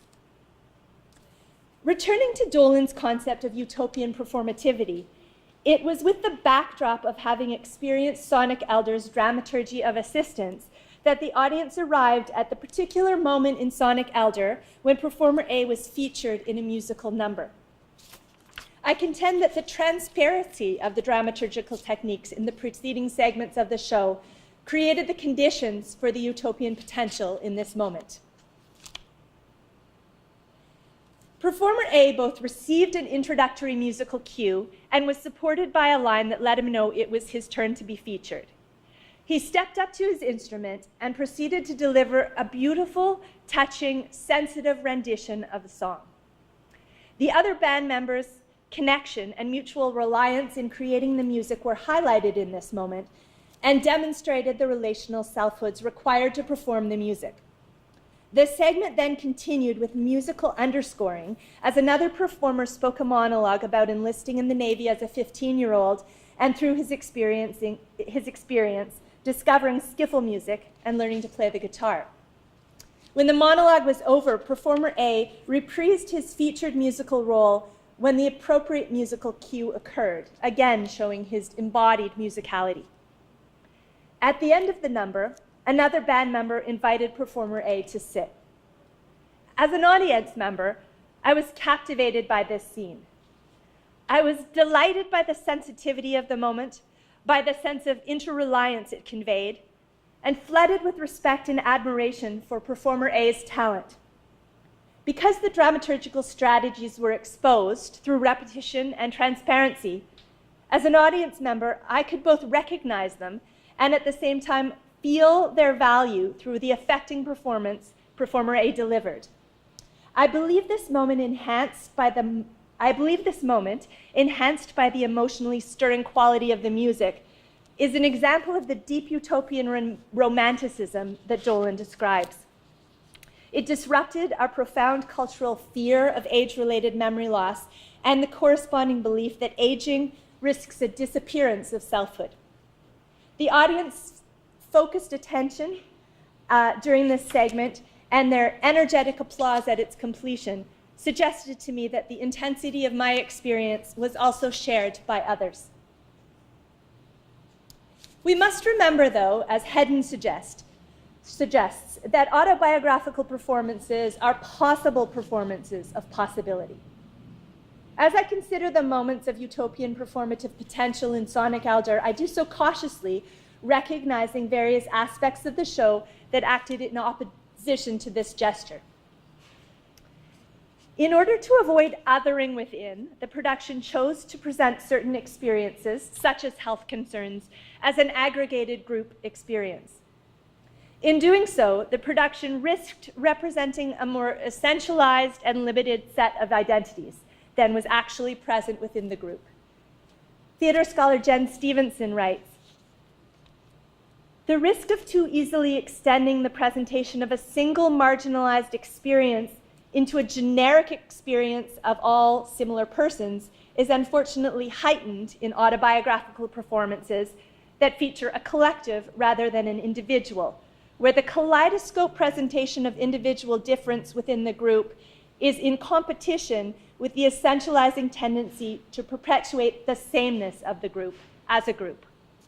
So the risk here was that Sonic Elder universalized its members' aging experiences in order to establish group identity, to the exclusion of issues such as discrimination, poverty, isolation, frailty, and potentially other more extreme health challenges. This concern, however, was partially mediated by aspects of the dramaturgy of assistance that foregrounded the variability of memories and stories, and by the show's foregrounding of embodied and relational selfhoods. I am also attentive to Stevenson's assertion that autobiography does not simply produce socially progressive illumination, but rather requires us to admit and bear witness to the impossibility of knowing strangers. However, I contend that Dolan's utopian performativity is not so much interested in knowing the details of another's life as in catching a fleeting feeling of what transformative change might be like. Sonic Elder succeeded in inspiring moments of deep synesthetic intersubjectivity between audience and performers. These were germinated by the unique alchemy of the show's casting, script, staging, performances, and venue, all of which resulted in autobiographical performances of age rooted in embodied memory, not yoked to linear time, and disruptive of age expectations. While certain aspects of Sonic Elder's development and production acted in opposition to the utopian impulse, the show as a whole offered uncommon and progressive glimpses of how reimagined aged ideology might feel. As our aging population swells, we need to increasingly value older age in our society. Sonic Elder invites us to think about how theater and live performance can offer ways forward and provoke conversations. At this hopeful starting point, the production shows us that moments of communion between performers and audience can offer a utopian glimpse of what it might be like if long-established restrictive and discriminatory age expectations were dispelled.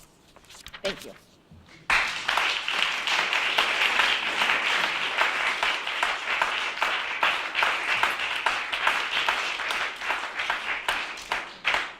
Ryan, could you bring the house lights up too for the discussion? Thanks. So we have about 10 minutes again, and I can take some questions or comments. Anybody has any? Yes, hi. Is there access to this performance online? There's not, no. There's no archival video that's available. The clip that I showed is available online, and the company website, the Chop Theatre's website, has a collection of images from the show and some press and things like that. So you can read about it, but there's unfortunately not the entire show. They may put it up again. There have been 2 versions of it, actually. I was really mostly speaking about the second version. It was commissioned to first be performed at the Push Festival, just as a one-time event at Club Push. So it was a one night, and then that was so successful that the company applied for and got more funding and developed the show more, and then did this week 10-day run at the Penthouse a year and a half later. Yeah, Kelsey. What was your feeling about the relationship between like the virtuosity of the performer and the experience of kind of like this feeling of utopia, or how do you think virtuosity played into it? I think that it had a big role. I think for all of the performers, there was like, I think it was really part of the embodied performance of self, right? Because they've been lifelong musicians. So they're all extremely skilled musicians, and that was very much integrated into their embodied performances and into, and that, yes, absolutely contributed to a utopian performative. Had they been amateur performers out there doing something that wasn't kind of an embodied lifelong experience of theirs, I don't think it would have had the same effect at all. Yeah. Can you tell us more about how they developed their script? Yeah, sure.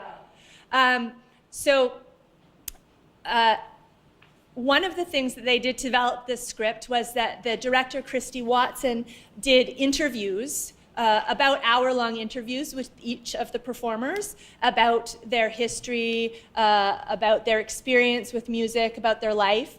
And so they used those as a starting point to develop more questions and different group activities and improvisational kind of theater games and things that they could use. So it was kind of a starting point and a place where he could find some commonalities.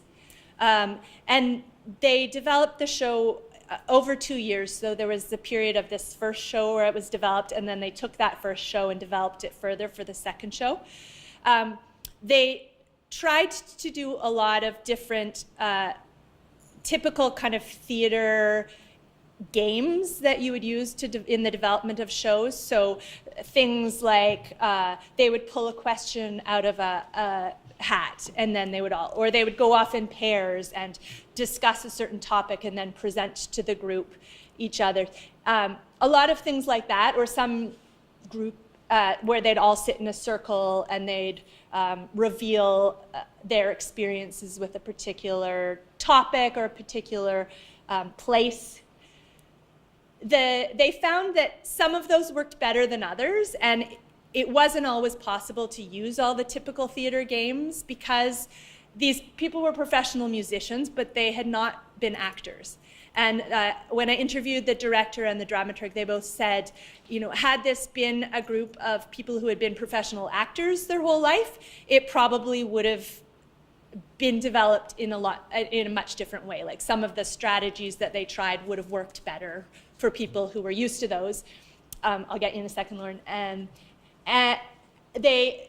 one of the things that they did that worked was they had a section of old vinyl records, and they took them out and they got them to comment on them and describe them. They originally had that integrated into the show, but it just took too long, so they had to take it out.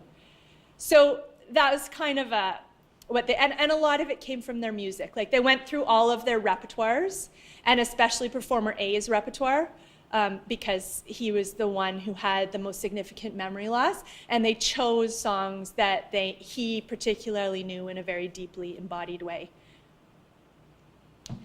Lauren. Oh, just finish what you were saying. I was just going to ask about whether there was a sort of central conceit or narrative that was built around it. It sounded like, to me, what I'm hearing is it's like the life of a musician looking back, or... Yeah, it was about it was about their lives as musicians, and about kind of central moments in their lives where music had held great meaning for them, and often caused some kind of life change for them. One of the interesting things that I didn't talk about here, but I do talk about in my chapter, is that it's performed at the Penthouse, which is a strip club for the people who don't know.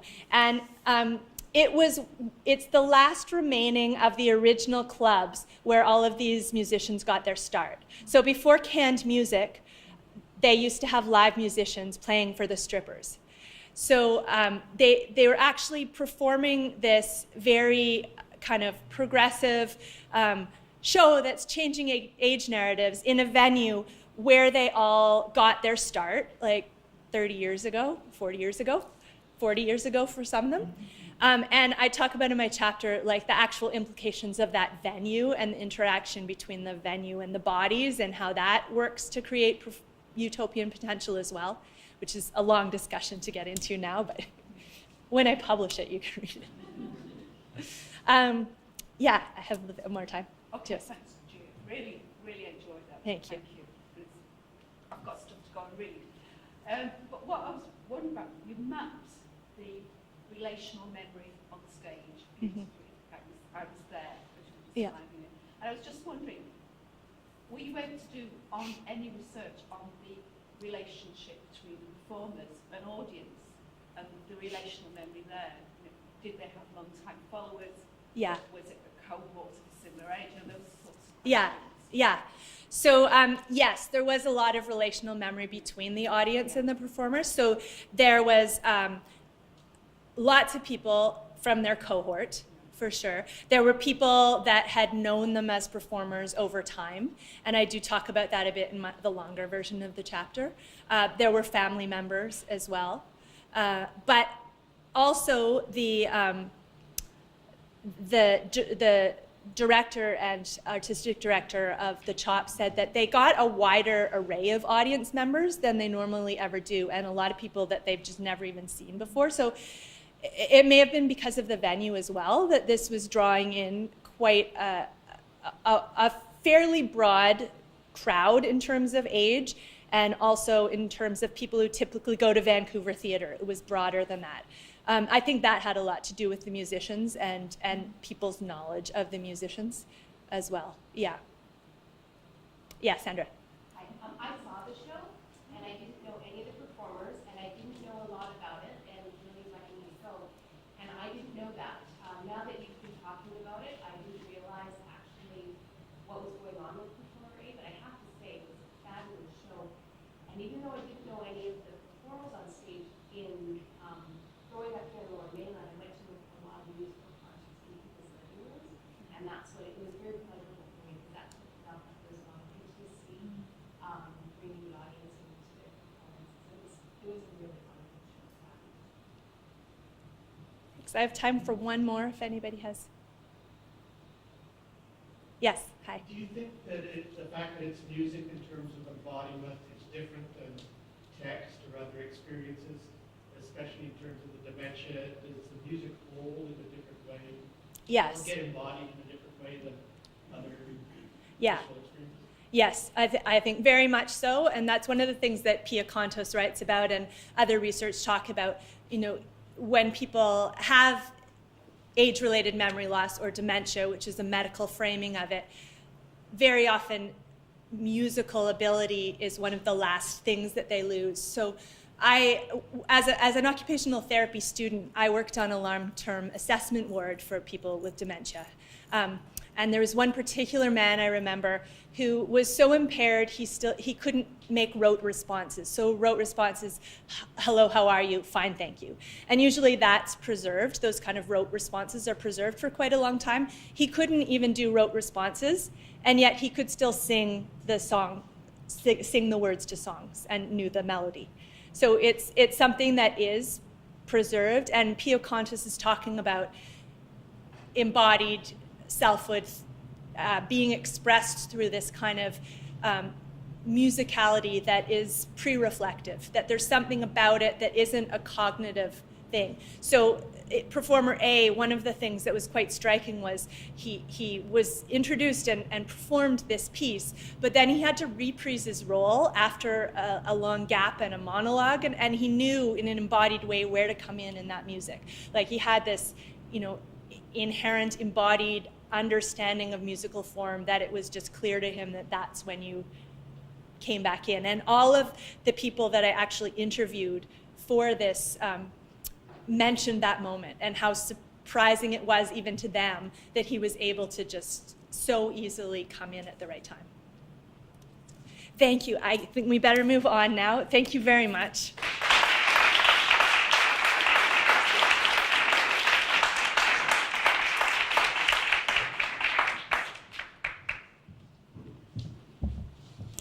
Yeah, go ahead.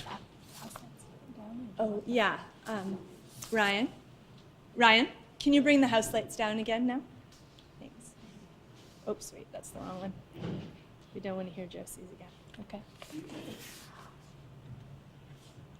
Go ahead.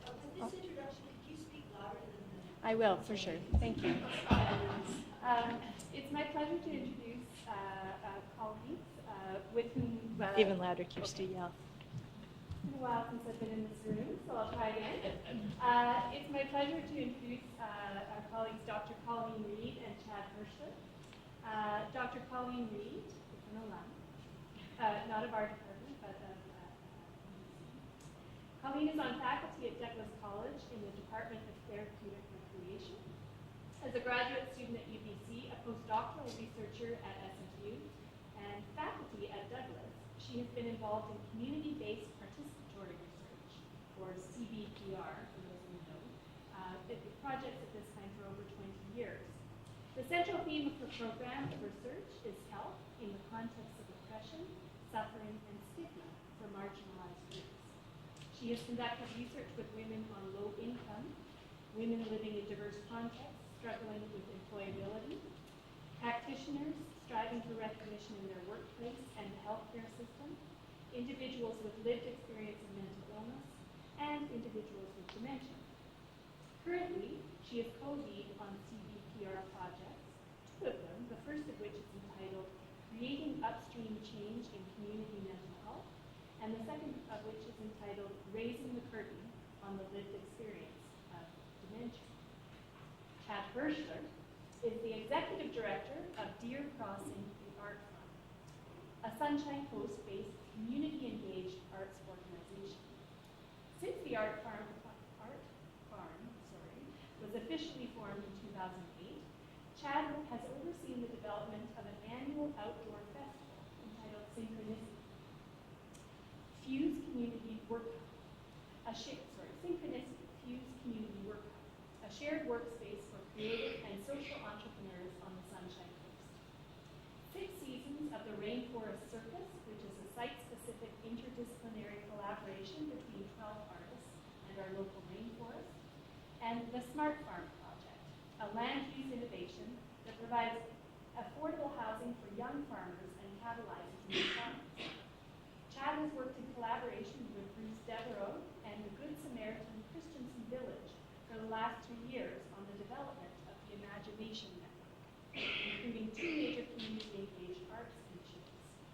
The Sunshine Coast Art Hall and the Mall Project, sorry, the Mall Project. Is it what can you say about the Mall Project? Well, you'll see. Oh, will I? Okay. So hang on. Before the stint with the Art Farm, Chad worked as a professional actor and writer for over 15 years, and I think the very first time I got to meet you was with Errol Lurbach, who was his partner. So he has a longer history with Art Farm. So please join me in welcoming Dr. Colleen Reid and Chad Hershler.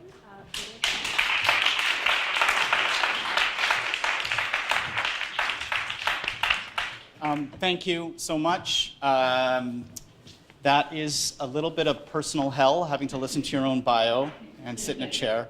I want to thank both Kirsty and Julia, of course, for inviting us here today. Those first two presentations are hard acts to follow, but we'll do our best. I also want to thank Kirsty and Julia because they have been a part of helping us get to where we are today, which we'll fill you in on now. So the Imagination Network, that is right now the combination of the Art Farm, Douglas College, and Good Samaritan Society.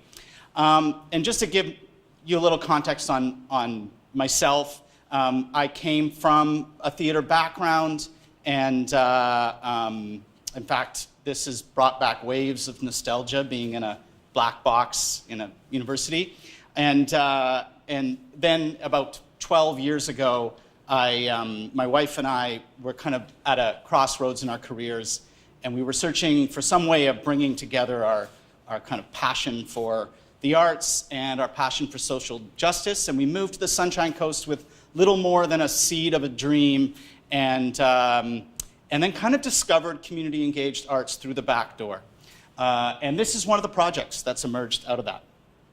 So, raising the curtain on the lived experience of dementia is the project we're going to be talking about today. It's one of the projects that has come out of the Imagination Network. And it is inspired by the Penelope Project, which some of you may already know about. This is a project driven by Anne Basting and her work out of the University of Milwaukee. There's an amazing documentary that I think is called the Penelope Project. In fact, that's the website for the film.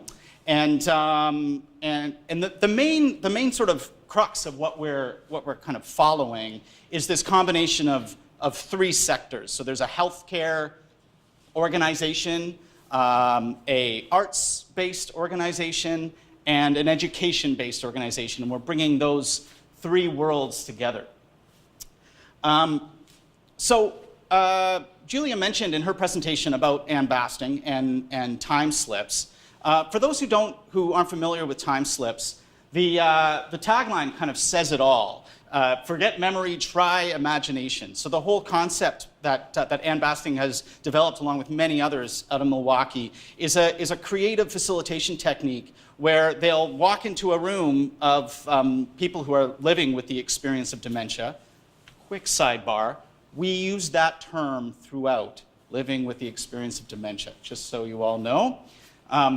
They'll walk into a room and they'll bring a photograph, actually multiple copies of the same photograph, and then hand it out, and they'll facilitate a session where they're writing a story based on that photograph. They make it really clear that this is all made up. They're not testing on what that photograph is. And out of that emerges these really fantastic stories. And I can kind of say that from my own kind of first experience with this, which was when Bruce Devereaux, who's our sort of lead with the healthcare organization, approached me. And I'll never forget, we met at like one of the awesome microbreweries on the Sunshine Coast, and he pulled out this kind of binder of stories that he had written using this technique. It was literally like 150 stories. And he just kind of said, hey, read these over. I don't know what to do with these. They're so great, and I'd love to figure out a way to share these with the community. And I kind of flipped it and started reading through, and it didn't take me very long. It was maybe 2 or 3 stories in. They were so visual and so dynamic and vibrant and interesting. And I said, yeah, we've got to do something with this. So we just kind of started jamming on ideas. And we thought, well, let's take these stories and let's bring in some of the residents from the home that Bruce works out of, and let's start brainstorming kind of ideas of how we could adapt these into installations or short puppet shows or a song. So we did that. We brought them out to the actual art farm for one day of brainstorming. We brought in a group of artists and some residents to do some kind of design planning together. Then we just like took over the Christensen Village and did like some creation with the residents. I mean, these were facilitated creations. We had selected, I think it was 4 stories that we were going to adapt, and we had different kind of stations set up.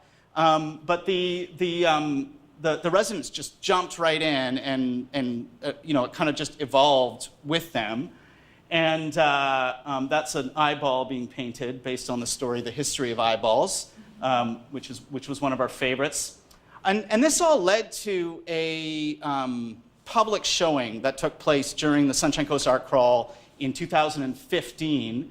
So very similar to the East Side Art Crawl, except in this case it's on the Sunshine Coast, and it's a 150-kilometer long coastline, so people kind of drive from studio to studio. And so the Christensen Village became one of the studio stops along the way. And we were kind of overwhelmed and shocked by the turnout to that. We put it up, we thought we'd get some of the residents to come, we thought we'd get some maybe family members and so on. But there was over 500 people that came through over the 3 days. And it was this really wide mix of generations. And especially the part that was maybe the most gratifying is Christensen Village is quite an innovative home, and they've created they've got the main facility, and then they've got 3 cottages, which are the Dementia cottages, and they're sort of set up to try to make it a little more of a home environment and more kind of family, creating that feeling of family. But they are still isolated, and the way actually Anne Basting has a great quote about senior care facilities, that they're like UFOs that sort of land in a community, and everyone kind of just like walks around them. They don't want to go in them. So that's the way it is for sure with Christensen Village. And then with the cottages, it's even more so. So even the residents in Christensen Village that live in the other part never go to the cottages. They're afraid of what's in there. So we decided, we're just going to do some performances in the cottages, invite people to come in. And so just a short little story about Roma here, who was one of the residents that lived in the other kind of the main facility. And I remember one of the days we were kind of setting up for the art crawl, and I looked up to the 3rd floor, and there was this kind of, like woman staring down, just kind of like this, staring, and shaking her head. And so we kind of turned to Bruce and we're like, "Who's that?" And he said, "Oh yeah, that's Roma. She thinks this is all a crock of shit, And so Irene, who was one of the other residents, said, "You know what? I'm going to force Roma to come to at least the opening, right?" So she came, and there was wine, and there was, we did it up, and she was laughing from beginning to end, so much so that she decided to join us to one of the performances at the cottages, and she had never been to the cottages, and she said it kind of blew her mind because she'd been so afraid of going there. So for us, that kind of cemented our passion for this work, because we realized, oh my God, what a huge kind of impact that had in a very simple way, just cross-pollinating the people within the residence itself. So that led to the Mall project, which really simply put, we realized, yes, we had 500 people come through, but there were a lot of people we didn't reach with this work. And where does everyone have to go in Gibson's, at least? It's to the Sunnycrest Mall, and because that's where the liquor store is, and that's where the supermarket is. And so we just plunked ourselves into an open space that they couldn't lease, and they gave it to us for free. We did a pop-up art studio, and we did the same thing. We just hosted workshops where residents from the home came, kids would come, and we just adapted the stories. We had fun kind of playing with the stories and different kind of art, techniques. So all of this was hugely inspiring personally for myself, for our organization, and then for the Good Samaritan Society as well. They felt like, wow, this is really generating a lot of energy in our home. And yet we had really only had 2 of the 3, I guess, members of this Penelope model. And so we were kind of on the hunt to find someone or some educational or academic organization to partner with. And luckily, we found Colleen, because Colleen basically, I can't even remember how long ago now. It was probably about 3 years ago. We connected, we started meeting, having coffees, phone calls, reading through various applications, and then we started to realize that there was the potential for a really interesting and robust research project that could be woven into a larger kind of creative project. And that is what eventually became Raising the Curtain on the Lived Experience of Dementia. And by raising the curtain, I guess I'm imagining everyone here can see the double entendre. It's theater, we're raising the curtain, but also there is a bit of a curtain between us and people who live with the experience of dementia. So I am going to hand over to Colleen. I was joking with Chad earlier that he has all the nice colorful slides with images and all of my slides are just white. But anyway, I guess that's maybe the role of the researcher. So it has been really an interesting process to be invited into this collaboration and to be in this, contributing, but also really feeling like I'm learning so much. This is my first experience with theater and with engaged arts, and so it's been really fascinating and exciting for me and for the students who are also involved. So this is our research question, and it's really broad and kind of all-encompassing, but really what we're interested in looking at is the ways in which collaborative involvement of older adults with a lived experience of dementia in community-engaged arts practice can foster engagement and build social inclusion in a rural community. So we're really thinking about the impact of community-engaged arts practices on a whole community. We're also really interested in examining what the lived experience of dementia is from participants' experiences themselves, and also looking at how engaging individuals with lived experience of dementia, as well as other people in the community, how the impact that it has not only on the community, but also on approaches to care in a long-term care facility. So does this kind of collaborative involvement in arts practices, can it have an impact on how we do care in long-term care? And as well, we're also interested in the role of the peer researcher as someone who has lived experience of dementia and how they can be involved in a research process. And I'm going to speak a little bit more about that in a few moments. So the social issues that we're really interested in that really echo what Josie and Julia were both speaking about this morning is that really we're trying to center what we are focusing on people's experience of dementia and doing so in a very participatory approach to research. So because what we have learned is that there's a lot of research on people with dementia, but very little research that actually has asked them to contribute what their experiences are and their own thoughts and experiences of dementia.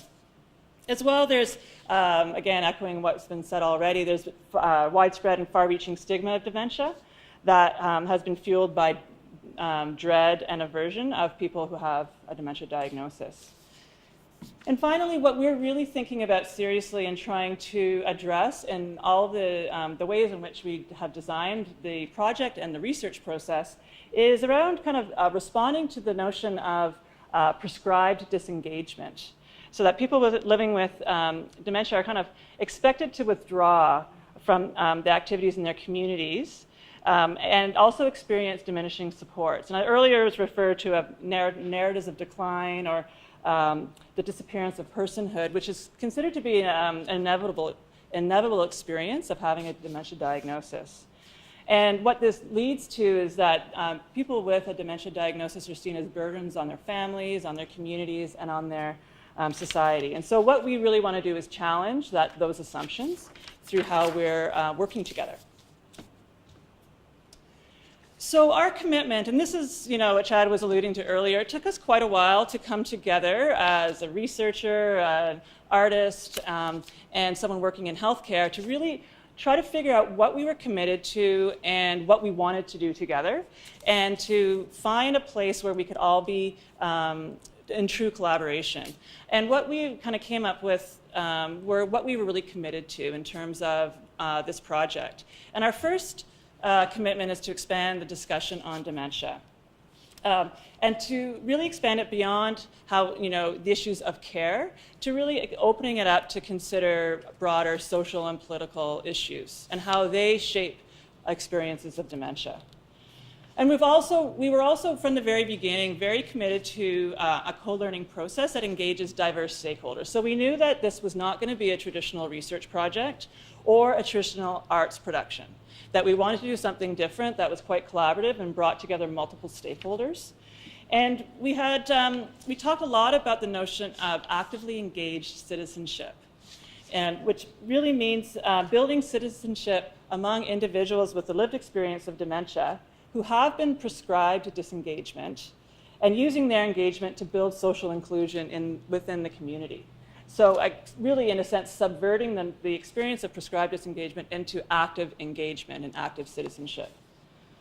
And co-learning, when we were thinking more seriously about that, we really thought about the notion that everybody has assets to offer and everyone has something to learn. And so there was no kind of hierarchical organization within our project, but that everybody is on equal footing as learners and as having something to contribute. So our partnership, and here's a couple acronyms that we'll unpack for you, I'll unpack for you, but community-based participatory research, which is really my background and how I've engaged in research over the last number of years, and community-engaged arts practice, which is really what Chad was speaking to about with all the work that he's been involved in the community. So really we're seeing this as a partnership, a coming together of our approaches in order to do something in our community. And so what we're doing is we're bringing these practices together to engage participants with lived experience of dementia in the development of and the production of an evidence-based interdisciplinary theatrical production that shares their collective story. So the end goal for our collaboration is a theatrical production that is based on research evidence. And so this is how we're seeing these two areas coming together. And so our ultimate goal is to foster engagement and build social inclusion for people with lived experience of dementia through this process. So what is community-based participatory research? And again, this is the acronym that you'll see a few times. So it's research rooted in community. It serves community interests. It encourages citizen participation and is geared towards affecting social change. So it is a partnership approach to research. It brings together community members, researchers, people from organizations working in the community, and people who are involved in all aspects of the research. And they contribute in decision making and have shared ownership over the research process. So it's a very kind of non-traditional approach to research. It comes out of the work in the 60s and 70s out of Paulo Freire's work in South America in participatory action research. So it really has its roots there. And again, just like I was saying earlier, it has a strong commitment to co-learning, which is a mutual, non-appropriating approach to learning. And so again, where everyone has capacities to offer. Community-engaged arts practice is an umbrella term, and there's a number of definitions of it and different approaches to it, but how we're defining it and using it in our process is that it's a unique and effective approach to community building that fosters relationships between artists and residents, or artists and people in the community, while producing exciting, unique art and nurturing mentoring opportunities. So it's very strong in its approach to collaboration, and also holds the view that that everyone is capable of contributing to the art-making process.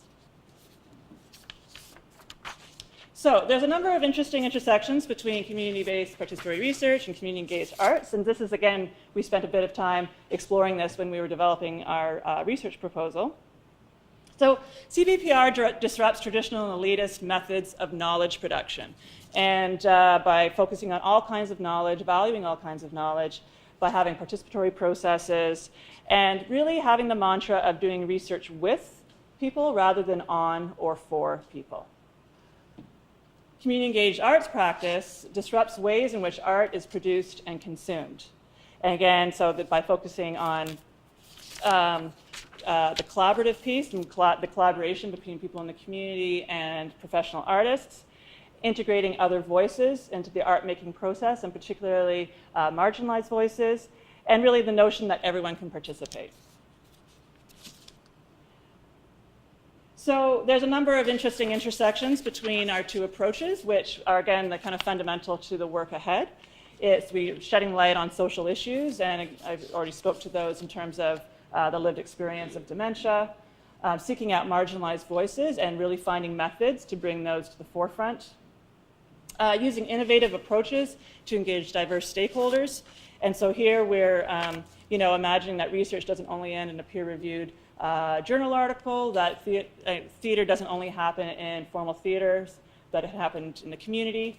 And we have all sorts of ways to engage with people and that need to be flexible and responsive to who is participating. As well, also, our two approaches require a balance of creativity, analysis, and storytelling. And so there's the rigor of research within this, but also there's the flexibility for the creative process as well as storytelling. And again, both are very intentionally focused on social change as an outcome. Not only, and also as a process. So in our project, we're looking at, what we produce as the outcome and the impact that the theatrical production will have. But we're also interested in the impact of participating in the process on the people who are involved. So on the artists, on individuals with lived experience of dementia, on the researchers, and other people in the community who participate. So again, just our partnership is really built on the premise of inclusive communities and having meaningful social roles for people who are involved. And earlier I mentioned the peer researcher role that we're really interested in. So at the moment we have one woman who has lived experience of dementia. She's hired as a peer researcher on our project. And so she attends all of our our team meetings. She's attending all the planning sessions. She's also participating as a research participant in data collection. But she will also, once we are in analysis, she will participate in that as well. And so she is a paid member of the team and is contributing her experience throughout. And so we hope to be hiring more peer researchers as we move through the process. But she has, the peer researcher role is really central to our partnership and the kind of coming together of community-based research and community-engaged arts. We also recognize that everybody on our team, we have quite a big, diverse team. We have a number of artists and researchers, student researchers, and our peer researcher, and but that we are all actively collaborating, and that we all require different kinds of training and supports and adaptations in order to enable an equitable environment for us as a team. And so we've been paid a lot of attention to, for instance, having a training with the artists before we started to make sure they understood what dementia is and what it looks like and what it means to be in a long-term care facility where we're conducting all of the research, that kind of thing. So we really are paying a lot of attention to ensuring that everyone has what they need to participate equitably. Through this process, we're also seeing different kinds of knowledge and valuing them all. And again, really imagining the kind of impact that this might have on our research team members. So just to say a little bit here about what we're doing at the moment. We're in the, as you can see, the October to December phase of creative workshops. And so we began data collection in just at actually the very end of September. And we began with a focus group with our research participants, who are all individuals with lived experience of dementia, early stage dementia, in the Sunshine Coast community, so both kind of along the coast. And all of our research activities are happening at the long-term care facility. And so we started with a focus group where we wanted to know what the most important themes would be or are for them to explore in a series of creative workshops. And so through this focus group, we identified 6 or so themes that are now, each theme is driving a creative workshop that we're doing weekly with our participants. And maybe I'll have Chad come in and say a bit more about that, and then... Sure. Yeah. How are we doing for time? We've got about 15 minutes. Okay. So just to kind of reinforce this peer researcher role before I talk about where we've been going, I wanted to tell you one quick story. So the peer researcher, who I believe I can name, right? Yeah. So Marguerite is her name. She has I guess what you'd call early onset dementia. She's in her 60s. Her mother had dementia, and so she's kind of she's a superstar. She's like ready to change the world, and so we're really blessed to have her. We went through a kind of outreach recruitment stage for this project that was really, really challenging. We were just joking in the car ride over here that you kind of write that in your grant application, recruitment, and that's going to happen, and you don't realize how much energy goes into these things. So it was very challenging, and we were booking, like going to these senior hall here or a senior center, or getting in front of people and just trying to help them to understand what this project was about and why we were doing it and what people would be doing, So we were asked to come and present at the Harmony Hall, which is the Gibson's Senior Center, at one of their extraordinary general meetings where they were having a vote on whether or not to eliminate God Save the Queen from their regular order of business. So everyone was there. There was like 90 people in the room, and there was like all this tension, and we sort of like got up there. There was me, Bruce, and Maggie, who's our research outreach coordinator, and Marguerite, who volunteered to come, because we always ask her if she could come, and she was like, sure, I'll come up with you. I don't know if I'll speak. So we kind of went through our regular routine of explaining what this project was, and and like I was watching someone nod off over there, or like the people whatever checking their watches, and then Marguerite was like, I'd like to talk, and she grabbed the microphone and she was like, hi, this is my name and I have dementia. And it was like boom, it felt like like lightning went through the hall. Everyone woke up and everyone was like straight out of like attention, and to like just seeing that, and she spoke about what this project means to her and why she's doing it and why she wants other people to do it, and it made me sort of just see how powerful that role is, both as a peer researcher and theatrically, because that was a theatrical moment. She woke everyone up in the audience, which, as all of you who are in theater, that's what you're trying to do. You want people to be awake. So it really that like sent shockwaves through all of us. So yeah, this is our timeline. It's a very there's a long arc to it for I think obvious reasons. So I'm just going to kind of take you through a tour of what we've done so far. So this is kind of in our project planning phase, where at that time we actually had 2 peer researchers. One of them, subsequently, we realized it just wasn't going to work. We had to kind of try it out and see if this person kind of had enough enough cognition to be able to participate in the kind of planning and design and so on. And it didn't work. But it looks like she's going to remain as a participant. But there we are in that phase of working things out. This was an orientation at Christensen Village. Some of you may recognize Sarah May and Tom Jones, who are actors here in Vancouver, and they came over along with some other artists to to just basically be there for a week.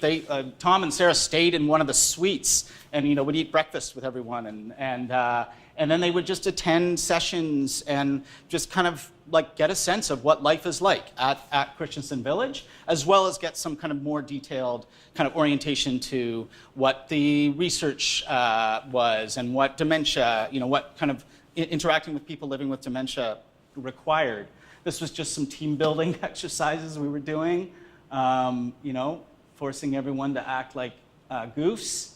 And then this was our project outreach phase, where we went out into the community and at different community centers and just were talking to people and trying to get people interested. This is kind of one of our first kind of community engaged arts planning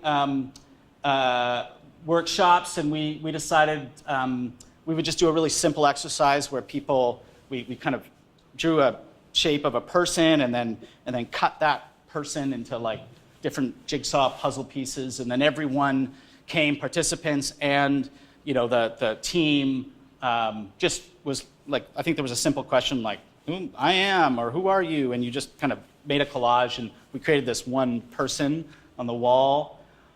And then we just launched our workshops. And so as Colleen was saying, we've chosen various themes that we're exploring based on this focus group. One of the themes was relationships, because that came up quite a bit. So we thought, okay, we're gonna explore relationships, and we sort of tried to come up with an interesting medium to explore that in. So we asked the participants to bring an object that represented their relationship in some way to the workshop, and we had our media artist Joe Louie and one of our other media artists lead a very simple kind of workshop in framing and media workshop, and we asked them, we want to take a photograph that represents your relationship before you were diagnosed with dementia, and then we want a photograph of the object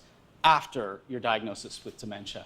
So interestingly, a lot of the participants chose photographs as their objects. So this was one of the participants, and so this was her photograph of sort of her relationship pre-diagnosis, and then this was her photograph of her relationship post-diagnosis. So this in and of itself is kind of interesting, and then what we would do is then bring the participants back together and facilitate a conversation that asks them to kind of help us understand why they chose those particular objects, that particular kind of setup. As Jose, is that right? Josie? Josie, thank you. As Josie was saying, everything's like mediated, right? So we one of the ways we've been sort of framing it for the artists that are participating is very much like a dramaturge. So we say, look, you're the dramaturge for the participants. You're there to kind of help facilitate their creative voice. And so in this case, we had one artist with each participant, and they would just work with them to figure out what sort of framing they wanted. So we can't end without thanking our funders, and Vancouver Foundation was like a large percentage of that. So thank you to them and to all of our other funders, and to Kirsty and Julia who helped us to get that funding. So yeah, I think that is it. Oh yes. Right.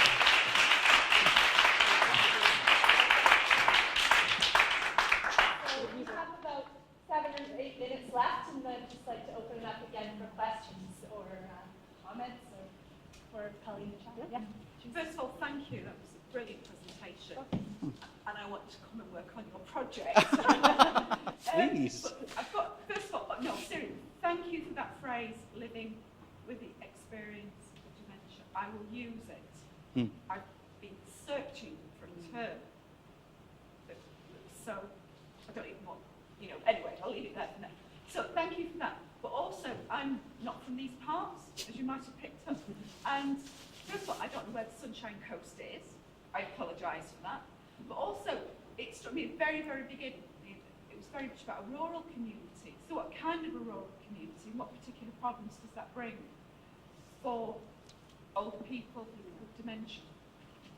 Could you repeat the question? Oh, just what is the context of the rural community? The Sunshine Coast is a rural community, and how does it impact the project? And I'll say my perspective, and then you live there. I don't. I live here. I live in Vancouver.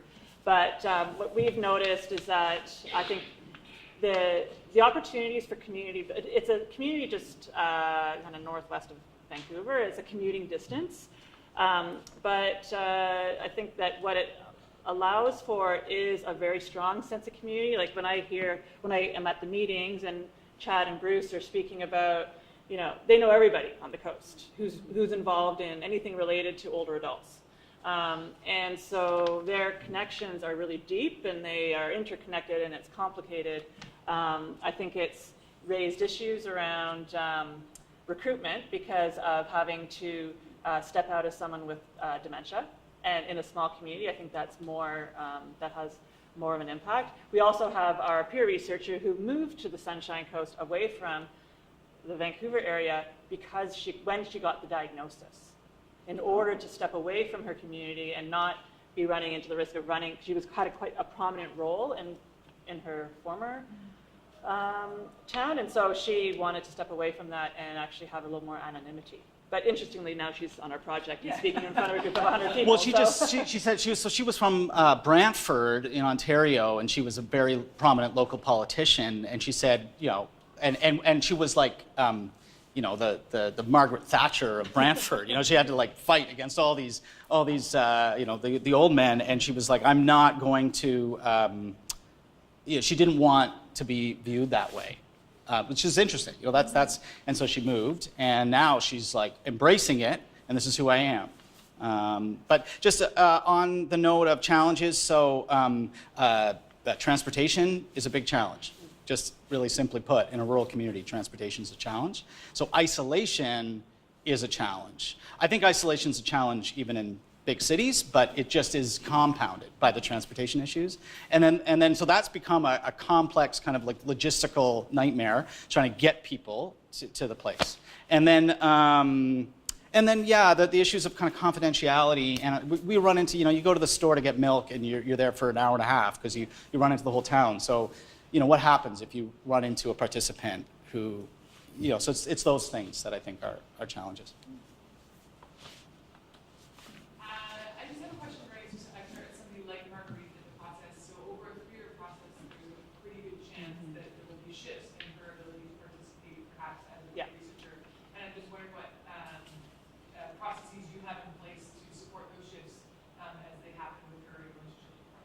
Great question. Mm-hmm. We talk a lot about this, and in fact, when we were going through the ethics process and we had to get it through Christensen Village, they wanted us to be very explicit about this very thing. And so what we've put, ultimately, because of the design of the project, and we have kind of cycles of workshops, so that regardless of one's cognitive ability, there's always the opportunity to participate. So it might mean that, and might very likely mean that a peer researcher might become a research participant. And that meaning that they can always come on the workshop days and participate, but we wouldn't be expecting them to sit through team meetings necessarily, right? But we do have to have those conversations. We've also talked a lot about the notion of process consent, which is that at every time we meet with participants, we are revisiting the consent process and remind this is the project and this is what you've consented to.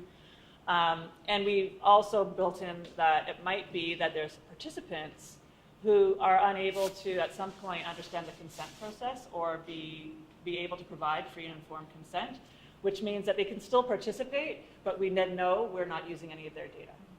So there's kind of like we really did not want any changes in cognition to affect ability to be participating. So it's kind of built in. Yeah. I'm just wondering if you could say a little more about the educational and social change component. I know you've established certain of the themes that are being explored, but I'm curious as to what the participants are saying they want to learn and So we're still learning that. Like, we're really in the early stages. I would say the predominant, motivation that comes up consistently is the stigma. So they're really motivated to shift that stigma. And a lot of them hate the term dementia. Hence, really, how do we come up with language that's, unfortunately, memory loss, we thought about memory loss, but it actually doesn't capture the full extent of the disease. So that's one. And agency, I mean, that comes up a lot, is just wanting to have a purpose, to be needed, as opposed to be the one being served, to be someone of service. So, yeah. Having a meaningful role. And I think if Bruce was here, our partner who's at the long-term care facility, he would say that to really, from his perspective, to really reimagine the role of a long-term care facility in a community.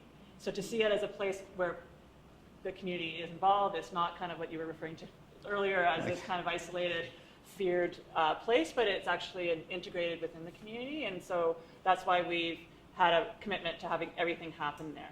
So that it's kind of building that, and that's where the final, our art installation and various things that we're going to do with the project will all happen there. Yeah, likely the production would happen there. And Bruce always calls it a campus of care. That's his terminology for it. I think we will have to stop there for time, but please feel free to talk to people afterwards. Just stay here for 1 second. Colleen and Chad aren't able to be here this afternoon, so I just wanted to really thank you for your participation.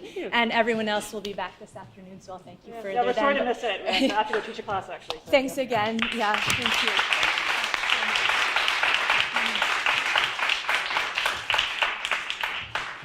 Thank you again to Josie and to Kirsty and Stephen for their introductions, and to Ryan, who has been running all of our tech for us.